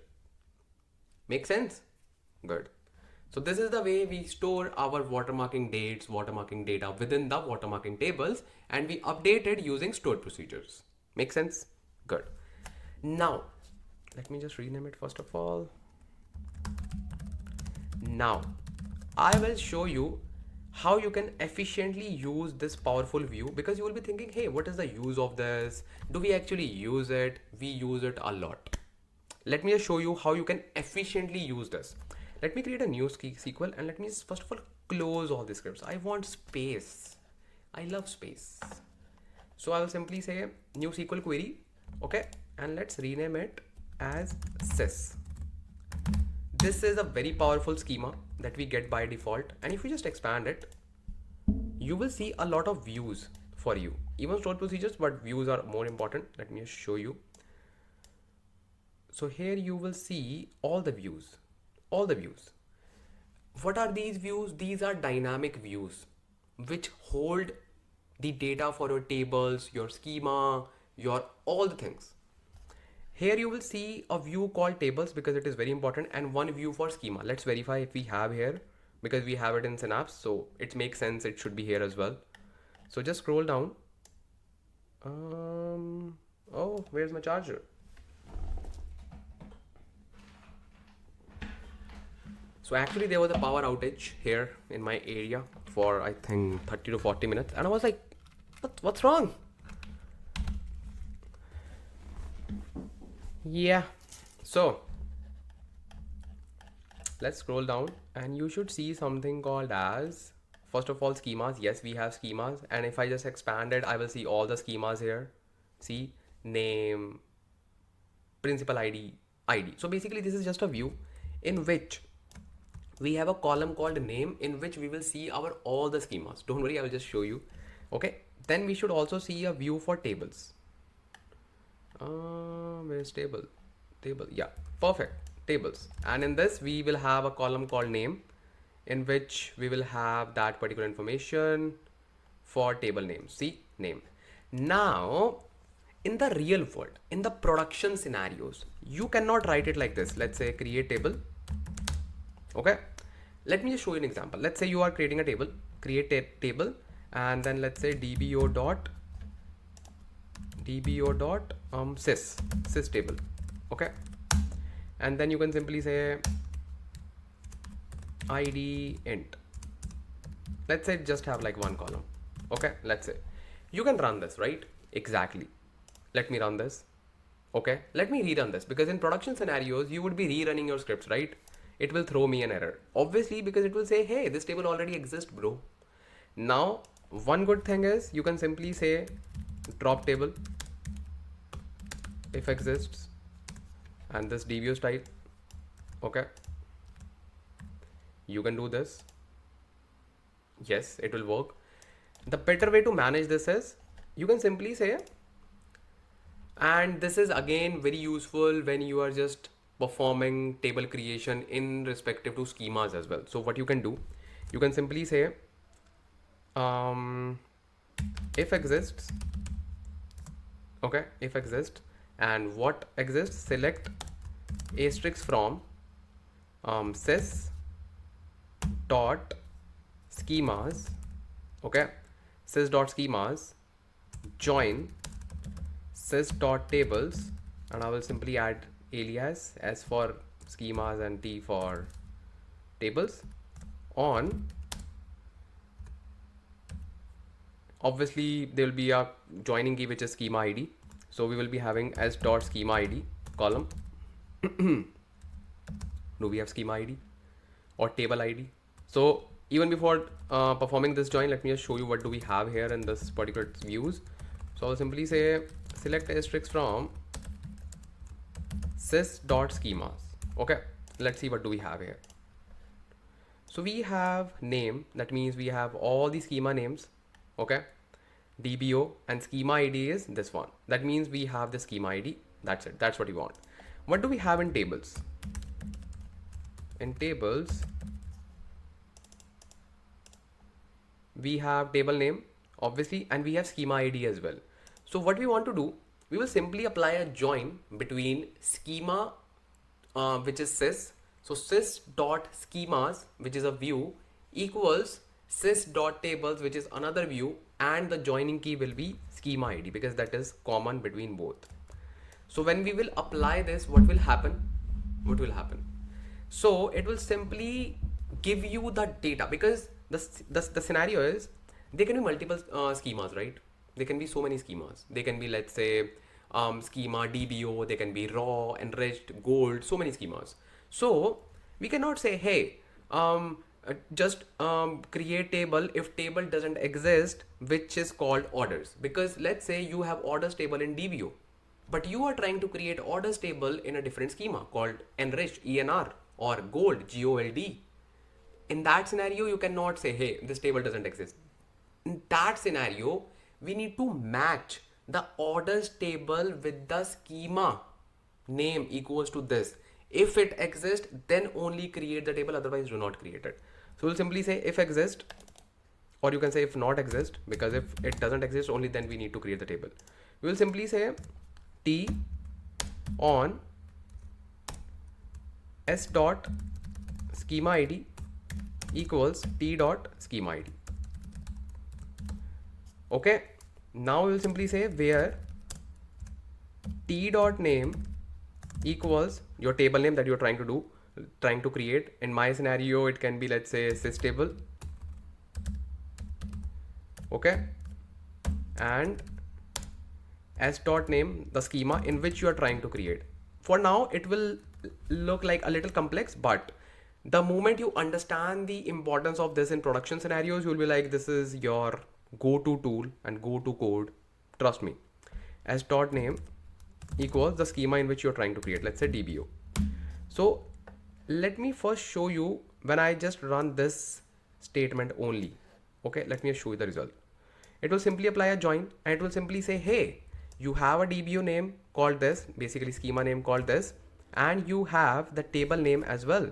And you can just verify it by scrolling it towards right, and you will simply say table name. It should be somewhere here. Like you can just search. Obviously there should be a name column for, let's say, that particular table, which is tables, sys.tables, right? So it says that it exists. It exists. That means this table exists in this particular schema. So if this is the scenario, then do not do anything. And if not exist, then begin and then just create the table. Create table, let's say sys dbo dot sys table. Okay, and then end. That's it. This is your production code, and you can simply write it. And what's the issue? Create table. Oh, okay. Just say run. No. Let's try without this. Wait, something is wrong. Create table. Oh, obviously. Who will just tell this thing if the table is there? Okay. My fault. No worries. Okay. And we should add these things. Perfect. So now, see, I can just run this code multiple times. It will not break. Why? Because actually this code is not running. Why? Because the table is already there. It will only execute this thing when table is not there. Makes sense? This is your production tip that you can just keep it with you. Okay, makes sense. Now, what do we need to cover next? The next thing we need to cover is SQL query notebooks. So far, every application was trying to promote SQL scripts, SQL workbenches, everything. Fabric has introduced something called as SQL notebooks. What? We have just heard about Python notebooks. We have heard about PySpark notebooks, Pandas notebook. But what is a SQL notebook? Let me just show you. If you just click on this drop down, let's say you want to run your code in a notebook. You are a fan of notebook. You do not like running these things in the you can say scripts. The advantage of notebook, I will just show you. So you can simply say new SQL query in notebook. Just create this. What it will do, it will create a notebook, SQL notebook for you, and it will take hardly a few seconds, and this is it. And enhance your notebook experience with AI tools. We know, bro, you are doing a lot of things. Skip to it. Now, this is a notebook. If this is your first notebook, if you haven't worked with notebooks before, let me just give you a quick overview. So basically, this is a cell. So you can treat it as like multiple SQL scripts. This is one SQL script and you can add multiple one. Just add plus code, plus code, plus code, plus code. So instead of having, let's say, bunch of SQL notebooks, SQL scripts, you can actually embed all the SQL scripts inside one notebook.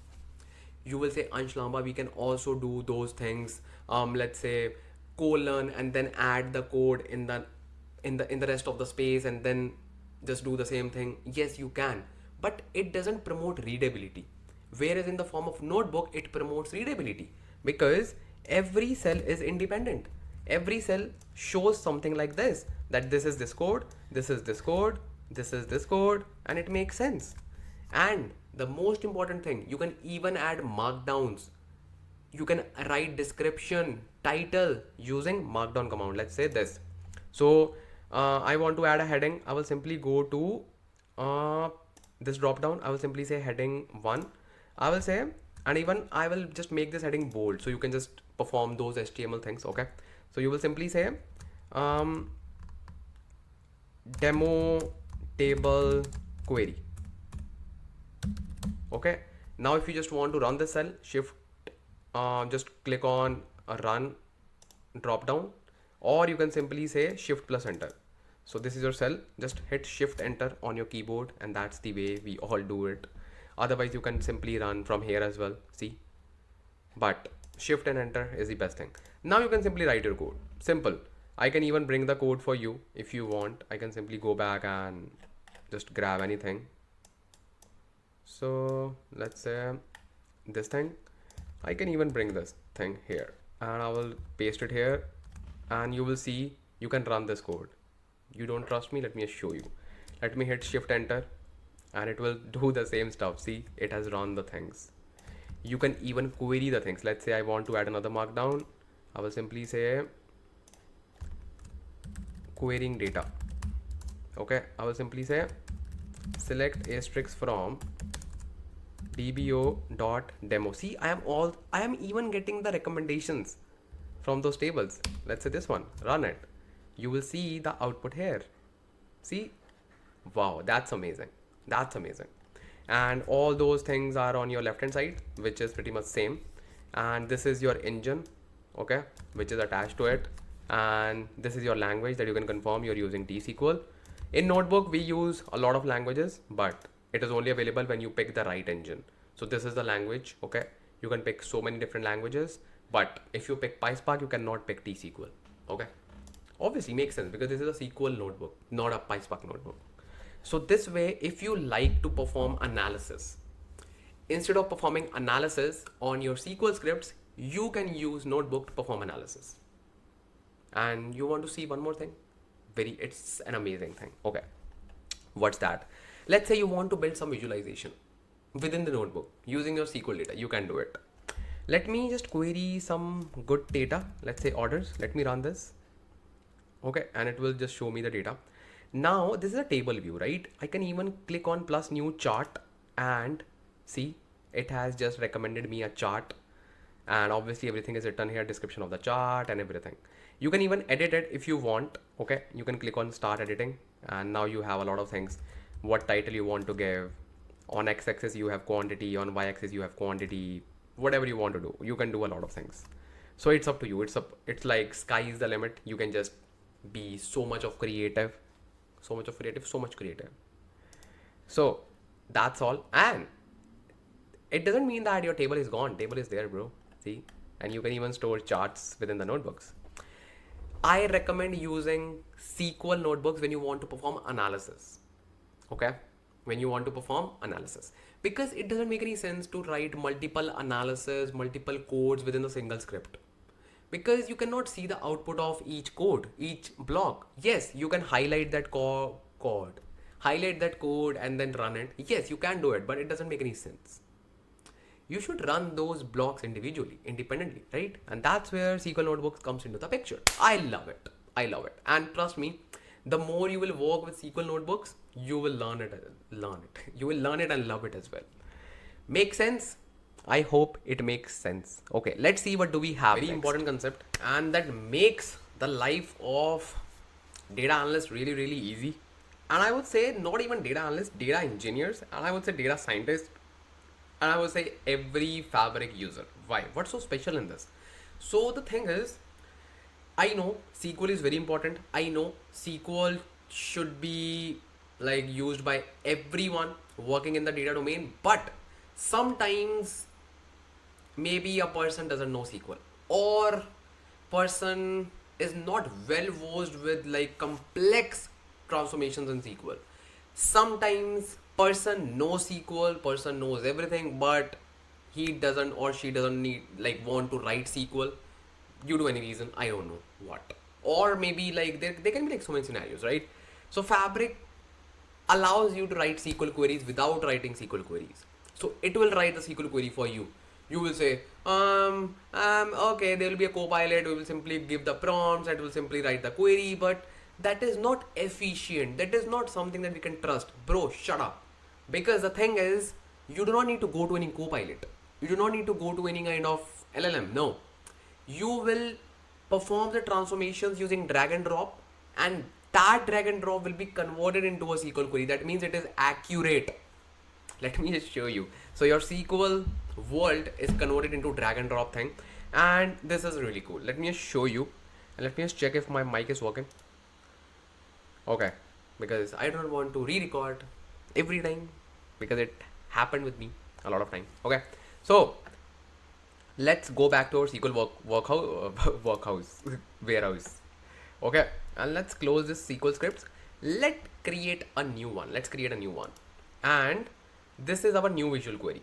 Okay, this is the time to discuss this. And before creating this, I want to show you something, because we are not doing something in air. We have a requirement. So as you know that we have this DBO schema, right? Yes, we have this DBO schema. That DBO schema can be acted as your, or you can say can act as a staging schema. Now what is a staging schema? Staging schema is something that doesn't transform any data. It just creates the replica of the source. So if you are not aware of the layers that we have in ETL or ELT, let's say this is your source. Okay, then the source data gets loaded, and we just call it as like staging, or you can just call it as raw layer. Okay, because we do not perform any kind of transformation. This is a raw layer. Okay, then this raw layer will be transformed into silver layer. Okay, that's what we are doing right now, and we just call it as enriched layer. Okay, enriched, because this will be transformed. And now we're gonna just look at this one. Once it is done, I will just show you the gold layer as well, but just for now we're gonna just prepare the silver layer. Okay, let's do it. So for that, I will first of all create a schema. Just go to this schemas and just create new schema, and I will simply name it as enriched. Okay, or you can say ENR, makes sense, or enriched, or silver, whatever you there are like so many names in the industry. There are so many standards that we have set the data engineering community for these particular naming convention. But yeah, silver is very well known. You can just keep it silver. Just simply run it and your schema is ready. You can even close this file now. Now let me just refresh and you will see silver schema is here with obviously no tables. So what is the requirement? The requirement is, instead of creating tables, we will be creating views. We will be creating views. Why? Because we have data in the staging layer. Okay. Now we want to transform that data. So we do not actually need to store that data somewhere. We can just simply create views for our enriched data. Yes, tables will be there in the gold layer. So in most of the scenarios in the real industry as well, in enriched layer, you will or you may create views. Okay, it's all depend upon the requirements. So for now we will be creating views. Okay, how many tables do we have? 3: orders, products, and the third one is regions. We will be transforming it. Okay, let's see. So now what are we gonna do? Click on this and create new visual query. Just click on this and this is your visual query. You will say, Ansh, Lamba, you said we have drag and drop things. What do we need to drag it here? So you first need to drag the object. You first need to drag the source. So I will simply drag my staging data, which is in the raw layer. Okay. I will simply go to tables and I will drag orders table first of all. And how we can just drag it? Just click on these 3 dots and just click on insert into canvas. Okay. And now this is insert into canvas. I need space. Let me collapse it. And oh, I do not need this space, by the way. How to collapse it? Oh man. Improve the UI fabric. What are you doing? See, we have something for this. Oh, it's fine. It's fine. Okay. We can even just say like full screen. Okay. And full screen means it will simply collapse it. And we can even zoom out as well. But that's not a big deal. We will just deal with it. So basically this is our first step. First step means we have pulled our source. And what is the source? Orders table. And what is the output? This is the output. That is the best thing of Visual Query Editor. So whatever transformation you will be making, you will actually see it. Just like your normal console, just like your normal, you can say terminal. Whenever you write the program, you write print hello world, you see the output. Same, you will just make the changes and you will see the results. See, it's so good. It's so good. Now, let's say, Ansh Lamba, you just talked highly of this particular technology. Just show us some things. Okay. Let's say I want to convert this total amount number. By the way, why we have null here? Why? We had some values, right? Why do we have nulls? Okay, maybe due to like loading the data, there would be some issues. Okay, this is a good opportunity. Let's say we have nulls in the total amount. We want to remove nulls. Okay, this is just a hypothetical situation. Okay, do not feel like, hey, we should have amount and total amount. Bro, hold on. We are just simply trying to learn transformations using Visual Query Editor, right? So let's say in your data, you got one column and that column has null values. You want to simply replace the null values. In SQL, we simply write this. Let's say police, and we simply write the column name and whatever value we want to define for null. Second way is we can use case when statements. Okay, there are so many things if we just want to apply if else and all. So here we do not need to write either of it. We will simply say I will simply pick this column. Okay, and then I will simply go to edit it. I will simply go to transform and there are some things. Okay, there are combine, there are some, let's say, reduce values. Okay, there are sort, there are manage columns. So you need to actually go to each particular category because they keep on changing the UI. So similarly, it is like a kind of trial and test method that you can simply click on any drop down and you will see the related stuff. That's it. So here we know that we need to transform this particular column. Make sense? So we need to pick that particular transformation that will be aligned to the transforming the current column instead of just like creating a new one. I hope it makes sense.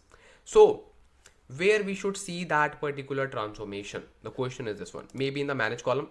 So what is this? By the way, this is the list that helps you to perform transformations as per your, let's say, selection criteria. Let's say you do not want to keep this column, so you can simply say remove column. Okay, or let's say you just want to select these three columns, you can simply say choose columns. So it is just like select statement for you, and we just want to keep all the columns. We love our columns, so we will not be performing this thing, but just an information for you. Okay, now there are so many drag downs and blah blah blah. I personally love performing transformations using plus sign, because I know I'll be performing some transformation after this step. What is this step? Table step. That means once our table is ready, I want to perform something. I will click on plus button, and here I will see all the things. See, all the things are here. So now here I can just search. I know that I want to replace something, so something similar to replace should be there. I will simply search replace. I got it. Replace values. Perfect. I will simply select it, replace values, and perfect. It is saying value to find. I would simply say null and replace with, let's say, 10. I will simply say okay. Okay, and it will perform transformation, and here you go. You can see the result, and you will see one step added here in your a kind of transformation flow. Transformation flow. Make sense? Make sense? Make sense? Make sense? Make sense? I hope it makes sense. So this way you can actually perform so many transformations, so many. Okay, let's say you want to perform one more step, where you want to, let's say, convert, or let's say for amount, you want to just find cost and profit both. Okay, and you know that if this is the total amount, oh, I got the issue, by the way. What is the issue? I maybe used different spelling. There's a typo here, total amount. When we just created the table, so we just perform total amount, which is not there in the Pocket file. That's why it is the issue. Okay, irrelevant of this layer, so just forget about it. So let's say this is your column 10. We want to create a discounted column. Okay, discounted column, and we want to say this is the total amount, but we have a sale going on, and we have 10% off on all the amounts. I will simply create a column. Okay, and this time I want to create a new column, right? So I will simply scroll down, and I will simply search maybe like add column. See, add column. So I will simply say add column, add conditional column. Let's say add conditional column, because this is a conditional column. Okay, just pick it, and it is saying what you need to just create as per the condition. I will simply say new column name will be, let's say, discount price. Okay, and total amount equals, let's say, 10. Then output will be let's say 8, let's say, and else if the value is not 10, the value will be, let's say, as it is, or maybe let's say 0. So this particular thing that I just performed using this one, using this add column, this is your replacement for case 1 statement. You do not need to write case 1 statement. This will simply perform those things for you. Make sense? You can just do it like this. I hope it makes sense. Okay, let's say you want to perform something called as, let's say, sorting based on ascending. Okay, so what I will do, I will simply pick the column, and let's say I want to perform sorting on quantity. I will pick this column, click plus, and I will simply say sort descending, and here you will see I am getting 5 at the top and blah blah blah blah blah. Make sense? Make sense? Make sense? Very good. Now you will say, okay, so far this is just applying SQL on the single source. What if we want to perform join? Can it do that? Answer is yes. How? There are multiple ways. You can simply expand this Explorer tab. Okay, it is, yeah, here. So what you can do, let's say I want to perform join with orders clone. Just to show you, we will simply apply inner join. Okay, that doesn't make any sense. I will simply click on these 3 dots. I will simply say insert into canvas. Now you will see that I have second source involved as well. I can simply reduce the size. Perfect. So here you will see I have orders clone as well. If I just click on it, I will see its output. If I click on this, I will see its output. Makes sense? Now let's say I want to perform join between these two tables. How I can just do that? I will simply say plus, and then I will say merge queries, because here join means merge queries. I have two options. If I just want to perform merge within the same query, or I want to perform merge query as new. For visually appealing, I will simply say merge query as new because it makes more sense. Okay, I will simply say merge query as new.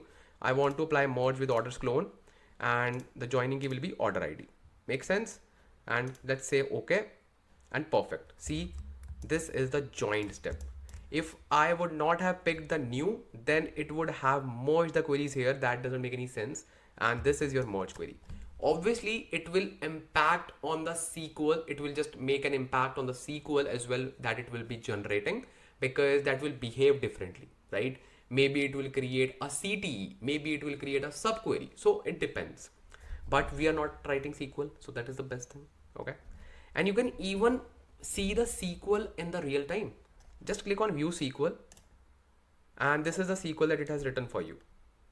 See? So as I just said, it created the subquery. So this is your subquery. See, this is your subquery, and then it has just performed select statement on top of it. So that's how it behaves. By the way, it is using like two subqueries. Yeah. And here you are seeing case one statement, as I just told you, for total amount. Makes sense? So all the things are actually written for you. Let's say you are a pro SQL developer, but you do not want to start writing SQL from scratch. So what you can do, you can simply apply join between two tables. Once it is done, you can start your pro SQL coding. Just click on edit SQL script, and the moment you do that, you will enter into the SQL workbench where you will see the script, and just write rest of your code. Just do rest of your things that you already know. So it fits in every scenario. It fills the gap which is there in every, you can say, role. Make sense? It is just not for those who do not know SQL. You will say, we already know SQL, we can just do this, we can do that. Yes, it makes sense. But if let's say there's a new developer joined your company, it will be so hard for him or her to understand what's going on in the SQL queries, even though that person is well versed with SQL, because the person would not know the joining keys, the person would not have the business knowledge behind those tables, nothing. Here, the person can see the SQL query like this, and he or she will say, okay, this is the source one, okay, this is the source two, this is a join, this is a joining key, this is the result, blah blah blah. So this is the way to deal with it, right? This is the way that you should work. Good. Make sense? Make sense, make sense, make sense. Good. So this is the way that we should create. You will say, Ansh, Lamba, just tell us one thing. Okay, we will create these graph, but at the end it will be a SQL query, right? So how they can just review this query, this graphics? So there's a good news for you. You can save this view as well.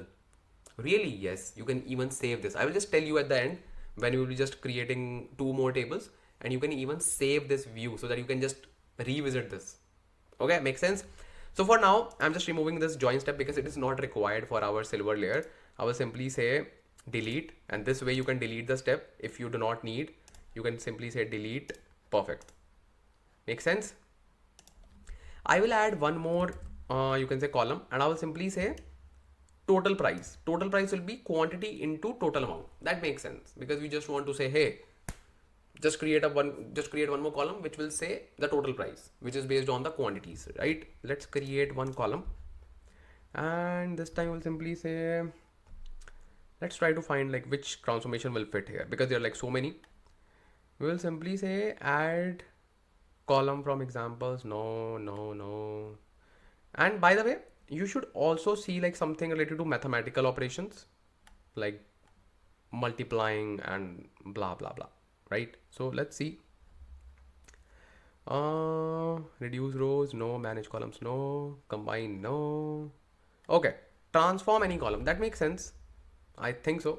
Or we can simply say add column from example, from all columns, from selection. Okay, let's try this one. I will simply pick this. Okay, and I will simply say, see, there are some mathematical operator. So it is simply saying transform number column standard. I will simply say multiply, and the value will be okay, it is just saying multiply. No, we do not need to do this. So I will simply say where is that button? Okay, plus.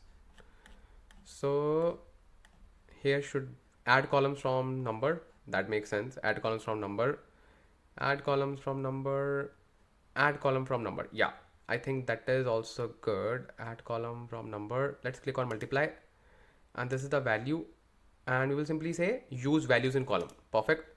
And we'll simply say what value we want to pick. Let's say quantity. Yes, and just say okay. And it will simply create a column called multiplication, and it will simply say 50 50 50, and we will also see some more values because it is sorted in descending order. Okay, I can even just sort this as well in the ascending order, so not a big deal. And by the way, this is just a sample data set of 1000 rows. Ideally we have like 10,000 plus rows. So the quick question can be, hey, this column name is multiplication, we do not like it, I know, so we can simply rename it. And how we can just rename it? You can simply double click on it, and I'll simply say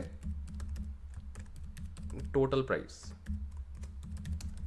This is the better way to, total.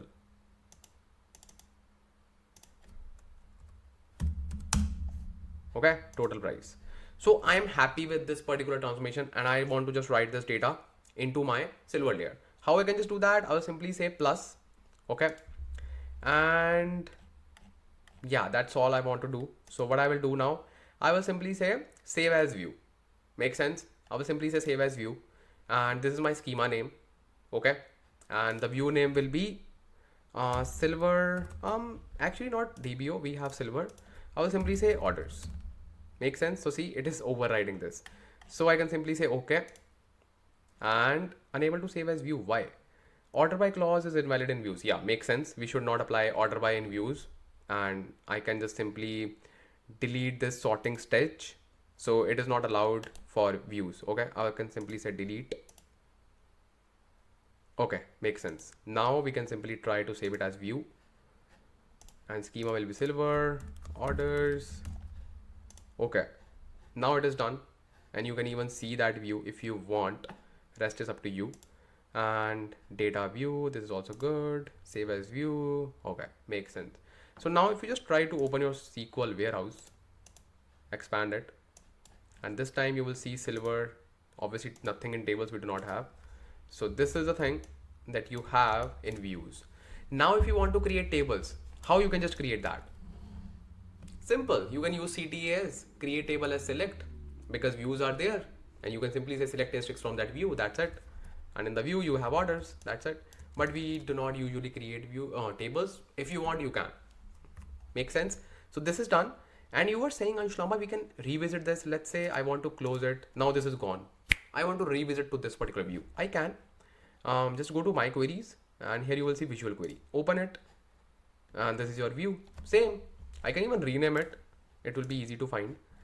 I will say silver orders. Rename. Perfect. It's so good. So it's a kind of low no code for SQL. Okay, now let's quickly transform more data. Okay, now let's say new visual query, and this should be very much easy for you because now you have fundamental knowledge. I will simply say products, add insert into canvas, and this is my table. Let's see how does it look like. Okay, that makes sense. Now we have seen some numerical transformation. Let's try to add some string transformations. Let's say I want to make each alphabet of this product name capital. Okay, I will simply say plus, and I will simply look for some string transformation. See, uppercase. I will simply click on it, and this will become uppercase. Okay, by the way, not, because I just picked product ID column. Let's delete it, and I can simply say product name and then uppercase. Perfect. See, every alphabet is now uppercase. Wow, this is so good. And this is category, brand, and I'm happy with these two transformation, and because everything is fine in this particular, this is a clean data set. Okay, obviously in the real world you will be having a messy data set. Even you can just play with your data set if you just want to. Okay, so I will simply say save as view, save as view, silver, and the view name is products. Okay, so this is also done. Let's rename it silver products. Okay, makes sense. Let's close this and let's open another query. Okay, new visual query, and this time it will be for silver regions, and this is just a small table and we can simply drag it. Okay, this is here. So now, as we know that we just have 2 columns and 4 rows, that is fine. Let's say I want to make all the values as uppercase, same thing. Let's do the same stuff. Not a big deal because we have clean data set, but you can just play with it using your own customized messy data set just to become a pro. Okay, it's just like a homework for you and you should do it. Just click on save as view and that's it. Silver view name, silver regions. Okay, makes sense. That is also done. Now we are good with our all the views and silver layer, and it looks amazing. By the way, it looks amazing. And we have all the views. Oh, I just call it as silver regions. No worries, it's fine. We can just use it like this. So these are the views ready to use. Okay. Now, what is the next thing? Now we need to create something called as gold layer. And now what is a gold layer? We already know the flow. So once we have data in raw, then we have data in silver, let's say enriched, then we have data in gold. So now we need to create this gold layer. Now what is the most common way to store data in the gold layer? The most common method is dimensional data model. Okay, what is dimensional data model? You would already know, but this is just a fancy name of it. The common name is storing data in the form of facts and dimensions. Facts and dims. This is the most common name. If you do not even know fact and dimension, let me just give you a quick overview. By the way, I have created a detailed video on data warehousing because data warehousing is a big concept and is an independent concept in itself. You should know the data warehousing concepts. What is a fact table? What is a dimension table? And if you just want to check that video out, you can simply go to YouTube and simply search data warehouse Ansh Lamba. Just simply search the data engineering topic and just add Ansh Lamba. You will find the video, trust me. Simply search it, and this is the video, data warehouse the ultimate guide, and this video is like 3 hours plus video dedicated on the data warehousing concepts as a data engineer that you should know. This is just like non-negotiable. You cannot skip this area because this is really, really important. Really? Yeah, this is really important. Really important. Data warehousing is the backbone of data engineers. Trust me. All your ETLs, all your PySpark functions, all those things are useless if you do not know data warehousing. So just check this video out. Just become a pro. You can just watch this video after completing this video. I will just attach the link of this video in the description as well. If I forgot, you have the link here on the screen. Okay, so you can simply go and check it out. It's up to you. Okay, makes sense. So now let me just still give you a quick overview of fact and dimension table. How do we classify them and how do we store those tables, right? Let me just give you a quick overview. So bro, let's talk about data modeling, dimensional data modeling. Okay, you have the video resource. Okay, so if you feel that you are underconfident, you do not have much confidence, simply go and watch that video. You will be a pro. The best resource to master dimensional data modeling is the book itself. It's called Data Toolkit, I guess. Data Toolkit by Ralph Kimball. So if you want to read that book, that's the best book written on dimensional data modeling. By the way, this concept was given by Kimball, so that's why we just follow his guidance. And this concept was given by, I think, him in 1980s or 90s. I don't remember the year. Yeah. So let me just tell you what is the scenario. Like, what do we consider for fact and dimension tables? So basically, let's talk first for dimension tables. Dimension tables, and just a quick one, this kind of data modeling is different from your data modeling that you perform in databases. Let's say first normal form, second normal form, third normal form. We do not worry about any normalization, any normal form. No, we have our own data modeling. We call it as dimensional data modeling. Normalization is for database analysts or database administrators. Data modeling or dimensional data modeling is for real developers, data engineers. Just kidding. That is like serving the different purpose because they just want to save the transactions. This is serving a different purpose for like analyzing large amount of data. Okay, makes sense. Very good. So let's start with dimension table. We have two different kinds of tables: fact tables and dimension tables.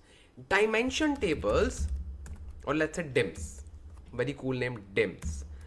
DIMs, or let's say one dimension table. Dimension tables will only hold only and only context. This is the definition of dimension table. They will only hold what? Context. Now what is a context? Context can be, let's say for example, category, subcategory, let's say region, like anything that can be act as a filter on top of the real numbers. On top of the real numbers. Make sense? Make sense? Basically, if you have a dimension table, all the information should be stored related to text only. Should be stored related to the text only, no numbers. No numbers. No. No numbers. Only textual data, only contextual data. That's it.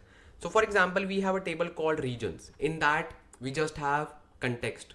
That is called region. You will say we have ID as well. Yes, ID can be there because ID is just the joining key, right? Very good. And just a pro tip, we create something called as surrogate key as well. Instead of using joining key, which is your, let's say, region ID, we create surrogate key for region ID. Why? Because in some scenarios, ID can be simple, 1, 2, 3, 4, 5 digits long. But in some cases, it can be like 20 digits long. It is not a good approach to apply joins on those big digits. We simply create surrogate key starts from 1. That's it. 1, 2, 3, 4, 5, 6. And there will be only one surrogate key for one value. That's, let's say you have region ID called P01, something like that. The surrogate key will be 1. Then 2 for P02. Then 3 for P03. Make sense? So this is just aligned with this one. But instead of using P01, P02, P03, we use 1, 2, 3. Make sense? These are the data modeling concepts. Okay. This is not related to Fabric. This is like core data modeling concepts. And you have the video. Just check it out and be a master of data warehouse. Okay. So these are the concepts that we have in dimension. What do we have in fact table? So in the fact table, we store all the IDs, all the, you can say, dimension IDs, and all the numeric columns. All the numeric columns. Make sense? All the numeric columns. Your price, your cost, your profit, your total cost, everything. So in short, numbers will go in the fact table, which will look like this. All the numbers. Okay. This will be here. And we will be having multiple dimensions. And let's say this is dimension 1, this is dimension 2, this is dimension 3. In our case, we have 3 dimensions, and these will be connected to fact table. Make sense? Make sense? So this is the dimensional data modeling. Now, within the dimensional data modeling, we have two types: star schema and snowflake schema. In most of the cases, in 90% of the real industry projects as well, you will be dealing with star schema only because it is easy to manage. It is easy to, let's say, debug. It is easy to manipulate. Everything is easy. But yes, we have snowflake schema as well. What will happen in the snowflake schema? So in the snowflake schema, this dimension will be attached to one more dimension as well. Or maybe this will be attached to one more like this. So there will be hierarchy of dimensions. Like one dimension is attached to different, then different, then different.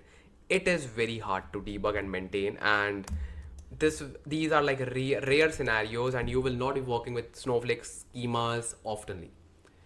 Make sense? I hope. This was just a quick overview of your dimensional data modeling. Dimensional data modeling is itself a very big topic and needs focused attention. But still, I tried my best to just quickly cover this because I have created a dedicated video on dimensional data modeling as well. And I've just shown you the link for that. Okay.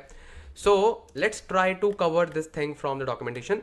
So here it is written that, see, this is called star schema. Why? Because it appears as star. Fact table in the middle and dimensions in the like corners. Okay. And in the snowflake schema, you will see something like this. Scroll down. See, this is your snowflake schema. Make sense? Make sense? Make sense? Make sense? So now without wasting any time, let's create tables using views and let's populate our star schema so that you can actually serve that data model to the data analyst or data scientist, whatever they want to just do with it. Okay.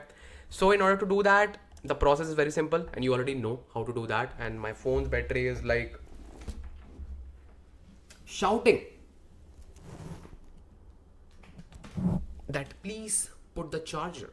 Okay, now it is all set. All set, all set, all set.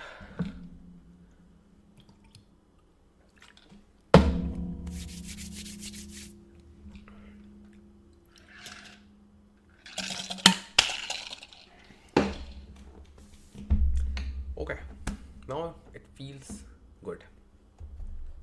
So now let's create a new schema. Okay, and let's call it as gold. Okay,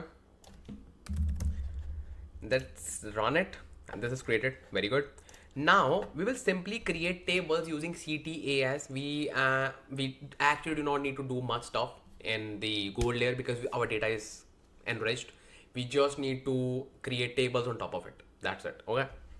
So what we can do, we will simply create a new script and it will be just a new SQL query, and I'll simply say create table, and the table will be gold dot orders. Okay, and I will simply say as select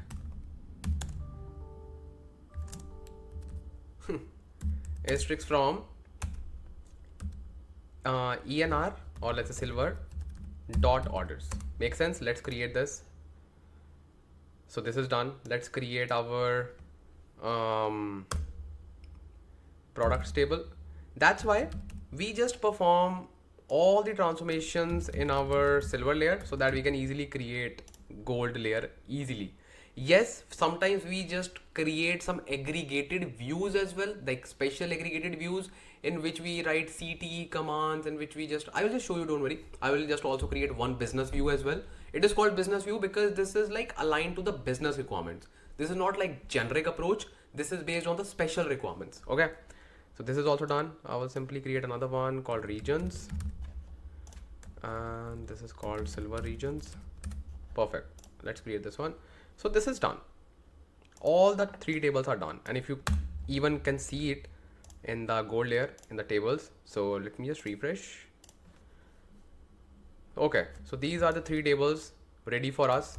Okay. And now we will simply create one view as well. Okay. So for creating the view, we have obviously two options, writing the SQL, and the second option is, let's say we have option to use Visual Query Editor. The choice is yours. We're gonna use SQL, okay, just to have like some understanding. So let's try to create views, business view on top of select statement that will be applying on the silver layer, okay, because business view is being created in the gold layer, so we have to use silver, right? So I'll simply say select asterisk from silver dot orders. Okay, now this is the data. I will apply a left join with the products ID, basically with the product ID column of the products table, or basically view, right, to get the product name. Make sense? Just a simple join. Okay, and just to show you, we have select asterisk from silver dot products. Okay, make sense? Perfect. Why do we need to do that? So that I can find, basically I want product name and category as well. Okay, I want category as well. Then I will apply left join with silver dot silver regions.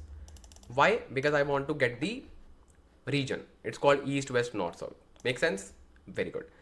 First of all, let's do this. Then I'll just explain rest of the requirements, because otherwise you will be feeling, hey, what are we doing? So just to give you a hint, we are just trying to find the number of orders in each region by category, and then you will simply rank it. This will be a complex SQL, but you need to learn this. Okay. So first of all, I will simply say select from will be my silver dot orders, and I'll simply pass the alias. I will simply say O dot order ID, and then I want O dot product ID. That's it. I want basically not product ID, I want category. What's the column name? It's called category. Yes, I want category that will be coming from products table. So it will be like p dot product category. Perfect. And from this, left join silver dot products. Okay, silver dot products, and the alias will be p. Okay, then let's remove this comma. No, let's keep it. And then we want region, r dot region. And what's the column name? Yeah, region. Perfect. And obviously before that we need to define condition on, and it's O dot product ID equals p dot product ID. Okay, makes sense. Okay, by the way, spelling is wrong. Products.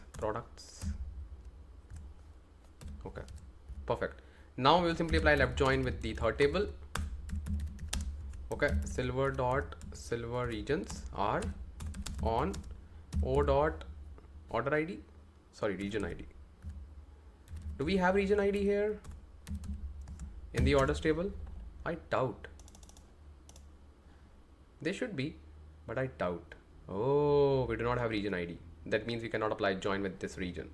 Do we have products? Oh no. So basically we'll simply drop this idea of regions. Okay. Obviously this is a messy data, so we do not actually care about the mappings, but in the real world you would have a joining key, right? Okay. So this is the query that we have built so far. Let me run it and you will see the order ID and category. Make sense? So all is here. Now we want to treat this as a subquery. I will simply say with, and I will simply say, let's say category sales, cat sales. Okay. And then I'll simply say as. Okay. Then I will put this under this statement. This is just a CTE. If you are not aware about CTE, this is just like common table expression that we use to work with subqueries. So now this whole query will be referred as cat sales. So I can simply say select category, then count of order ID, and I will call it as total orders. Make sense? Total orders from cat sales. Okay, I can now run this query.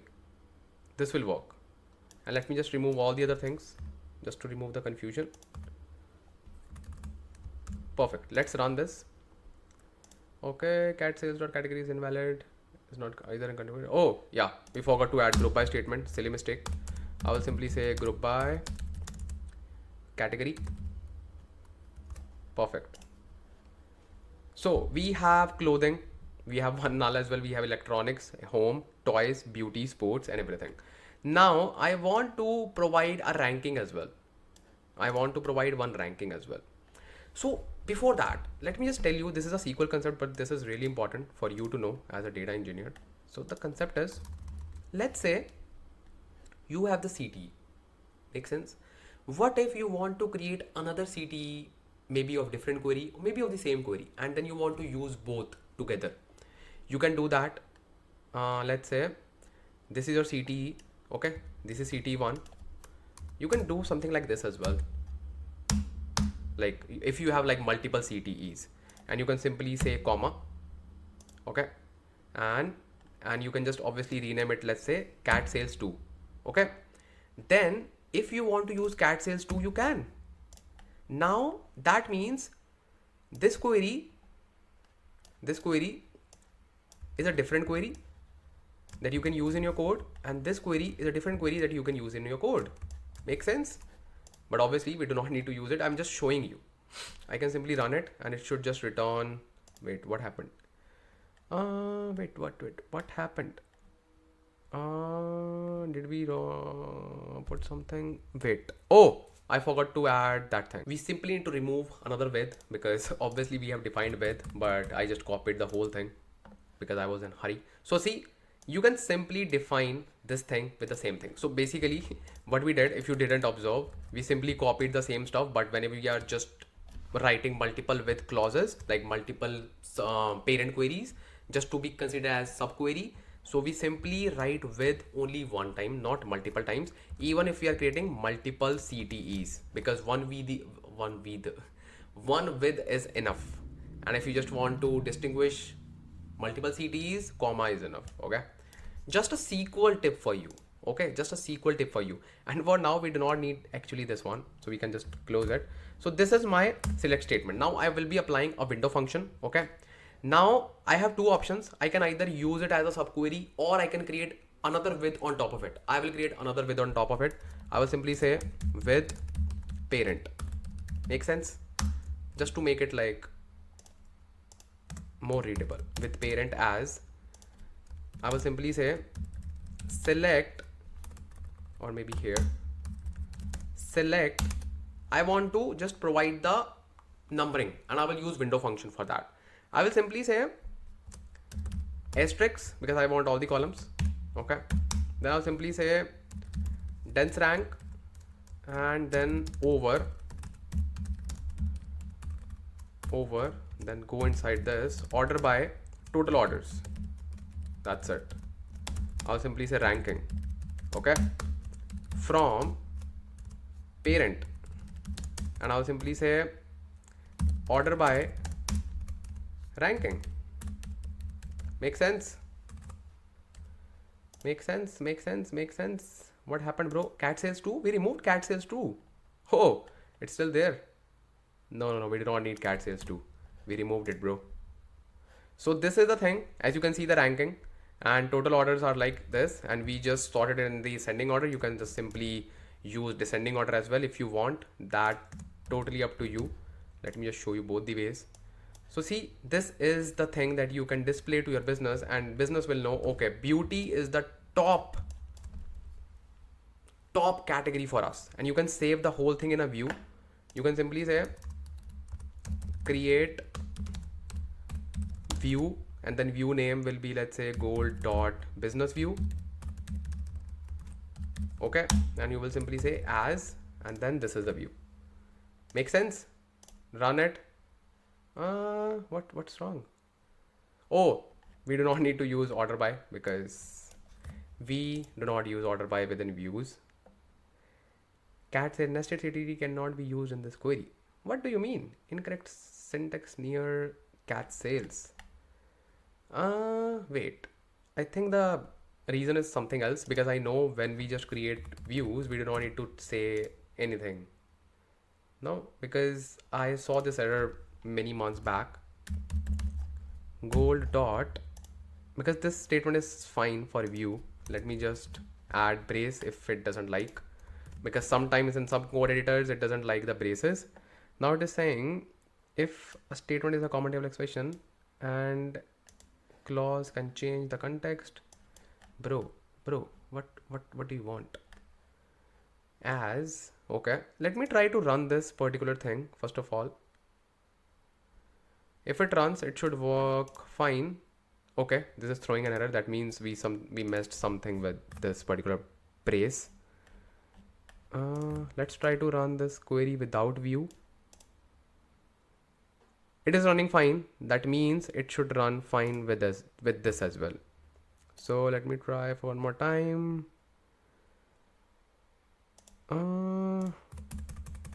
I know because whenever we just create views in this one, I see some fishy errors, which are not actually errors, but yeah, some typos and all. Maybe this is the issue. Gold dot business view. Create view name as. Let's check the issue.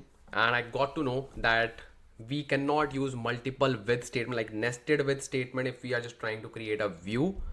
So we can run the independent query like this. It will work, like it is already working as we know. But when we just try to save this inside a view, we cannot do it. In some workbenches we can, but obviously every workbench is different. So what's the alternative of it? We have to use with statement only once. So what we will do now, we will simply remove it. Okay. Then what we will do, we will simply use another with statement here while referencing the previous with statement. What I will do, I will simply say parent, okay, and then as, then I will write my logic here, which is this one. I need to check because I'm like totally confused now. What did I write? Okay, parent as, okay, this should work. Select category from this. Okay, so this is my second CTE and this is the final CTE. Make sense? I hope so. Let's try to run it. Let's see what it returns, because we just changed a lot of things. Oh, it is working fine. So yeah, that was the issue. So what I did, I simply created first CTE here. Okay, then I created another CTE. Earlier I was treating CTE as a subquery. Okay, I was being more creative. It works fine when we just want to query, but if we want to save a view in Fabric, we cannot. Okay, so what we need to do, we can simply use another CTE and we can refer it as this particular CTE. See, in the from I have cat sales. Make sense? Once we have the CTE, then we can simply apply select statement that we just apply on the regular table. So this is the thing. Now it should work. Let's try to save it in a view. Oh, it's perfect.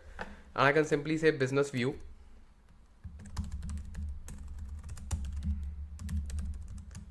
Okay, this is business view and it's done. You can simply see this view. So whenever we just want to run the queries, we can just simply do like this. And now you know why those visual query editors are so helpful, because sometimes you do not know how to write these complex queries. You can simply use that. So it's up to you. Make sense? Make sense. But yet now you know how to do that, right? So now our gold layer is ready. Okay. Now you can see we have 3 tables. We have one business view as well. How we can serve this in Fabric? This is really important, because you will say we do not need to create reports. Yeah, you are right. But still, you are a data engineer. You need to serve that data. Let me show you how you can serve this data. Let me show you. So now, in order to serve your data, you will simply create a semantic model. Ansh, Lamba, what is this? Is this a new dimensional data model? No. This is just like creating, or you can say making available your tables and views to the data analyst. How you can just do that? Let me just show you one more thing if you have not observed so far. Just go to your workspace. These are your all the things so far. Pipeline makes sense. Notebook makes sense. Warehouse makes sense. What is this? This is the default semantic model that I'm talking about. So this semantic model is used by the Power BI developers so that they can use your data as a source. But we should not use the default semantic model. We should create a fresh semantic model, because that semantic model can be shared across anything, any workspace, you can say anything, and you can actually customize that semantic model, right? So how you can just create a semantic model? There are so many ways. You can even go to your SQL warehouse and you should see that option, create model layouts. Just click on this. And first of all, this will just show you this thing, this model layouts, and you will see business view, demo, and so many things, right? So this is just for like model layouts. If you just go to reporting, you will see new semantic model. So you can click on it, new semantic model, and you can create a new semantic model based on this particular data warehouse. If you want to create data like semantic model from scratch, click on new item, just search semantic model. Okay, and here you need to just do everything on your own, So let's say don't see source you're looking for, download the desktop app, because obviously it works well with desktop app. So paste or manually enter the data. So you can simply pick this as well. It's up to you. I prefer using it from a source. Let's say if you have a data warehouse, just go there and just use it. Okay, So I will simply go there in the data warehouse. I will simply go to reporting, new semantic model, and that's it. I will simply say Ansh warehouse model. Okay, and this is the workspace, and we want to include only gold layer because that should be visible to business, not anything else. Select or deselect tables. No, we are good. Just say confirm. We just want everything to be available there. Okay, so it will take some time and your model will be created. So let's see. It will take, I think, just a few seconds, and that's it. That's it. That's it. That's it. Let's wait. Yeah, it's done. So now you can simply go to your warehouse, or you can simply go to your workspace. This is your new semantic model. Just click on it, and this is your new semantic model. You can simply click on open data model just to see it. How does it look like? So this is the modeling. You can even, let's say, first of all, click on this drop down and click on editing because you want to edit it. Okay, and it is converting semantic model to a large semantic model storage format. Basically, this model will be used by your Power BI developers so that they can just build reports. Okay, so let's say this is the business view. Why it isn't red?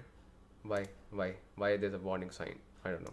So let's say you want to connect this orders table with products based on the product ID column. You can just drag it and just do it like this. And this is the ER diagram entity relationship, many to one. That makes sense. Click on save, and that's it. So whenever you just work with data models, we do not apply joins, we just build relationships because it is very expensive to apply joins. So we simply apply relationships. That is a Power BI concept. So you do not need to actually worry about this. You do not even need to create these relationships. Power BI developers will be doing that, but you can be more generous and you can just do it for them. So these are all the things that they should see and they should use. Now, if they just want to build reports, they can just use this data model and they can just build reports. Let's say go to file. If you just click on create new report, it will simply allow you to create a report within the Fabric. Otherwise, before Fabric, they used to download, Power BI developers used to download Power BI desktop application and do their stuff. Now let's say I want to say how many order IDs do I have. I will simply drag it here. I will, by default, obviously I will get this table view. I can convert it using, let's say I want to convert it into number. So these are the IDs. You will say 00001. What is this? This is the first order ID. I can change it from this. Let's say count. So these are the total order IDs. Okay, I can just make it like good looking. How I can just change the background. You can just do a lot of stuff. Just click on this format your visual and you should just see a lot of things. Let's say you want to use this color. This is like this. Okay. Then let's say you want to use color for this one, red. Count of order ID is also red now. You want to use, let's say, effects background, you want to use gray. You can just do this. This is much better. Okay, like you can just do a lot of things. Let's make it more transparent. Yeah, this looks good. You can even provide border, visual border, and around corners you can say shadow. So now this looks good, right? Wow, this looks much better. So this way you can just add so many visualizations, show so many things just to make your dashboard look more visually appealing and just do your stuff. Obviously you will not be doing it. Data analysts and BI developers can do that, but you should also know like these common and just basic things. Okay, you should not be like totally lost in the field of data analytics. You should know like these small things. That's it. So this is all about your Fabric Data Warehouse Masterclass, Fabric Data Warehouse full course, and I hope you learned a lot. I hope that you have like end-to-end understanding of your Fabric Data Warehouse, how Fabric Data Warehouse works, how we need to just create those scripts, those views, those gold layer, everything, CTEs, copy into command, all those things. I hope now it is pretty much clear for you and you know what you need to do next. You need to watch Fabric Data Factory video. You need to watch Fabric Data Engineering video. Those are in my channel. And if you do not know about data modeling concept, dimension data modeling, you have the video for that as well. I hope you loved this video. Just show your love in the comment section. Just write this video is helpful, so that anyone coming on this channel, they would know that this video is really helpful. This will help them to make the decision to watch this video, and you are just helping them, right? So just comment on this video, and I will see you on the video that is coming on the screen right now, and see you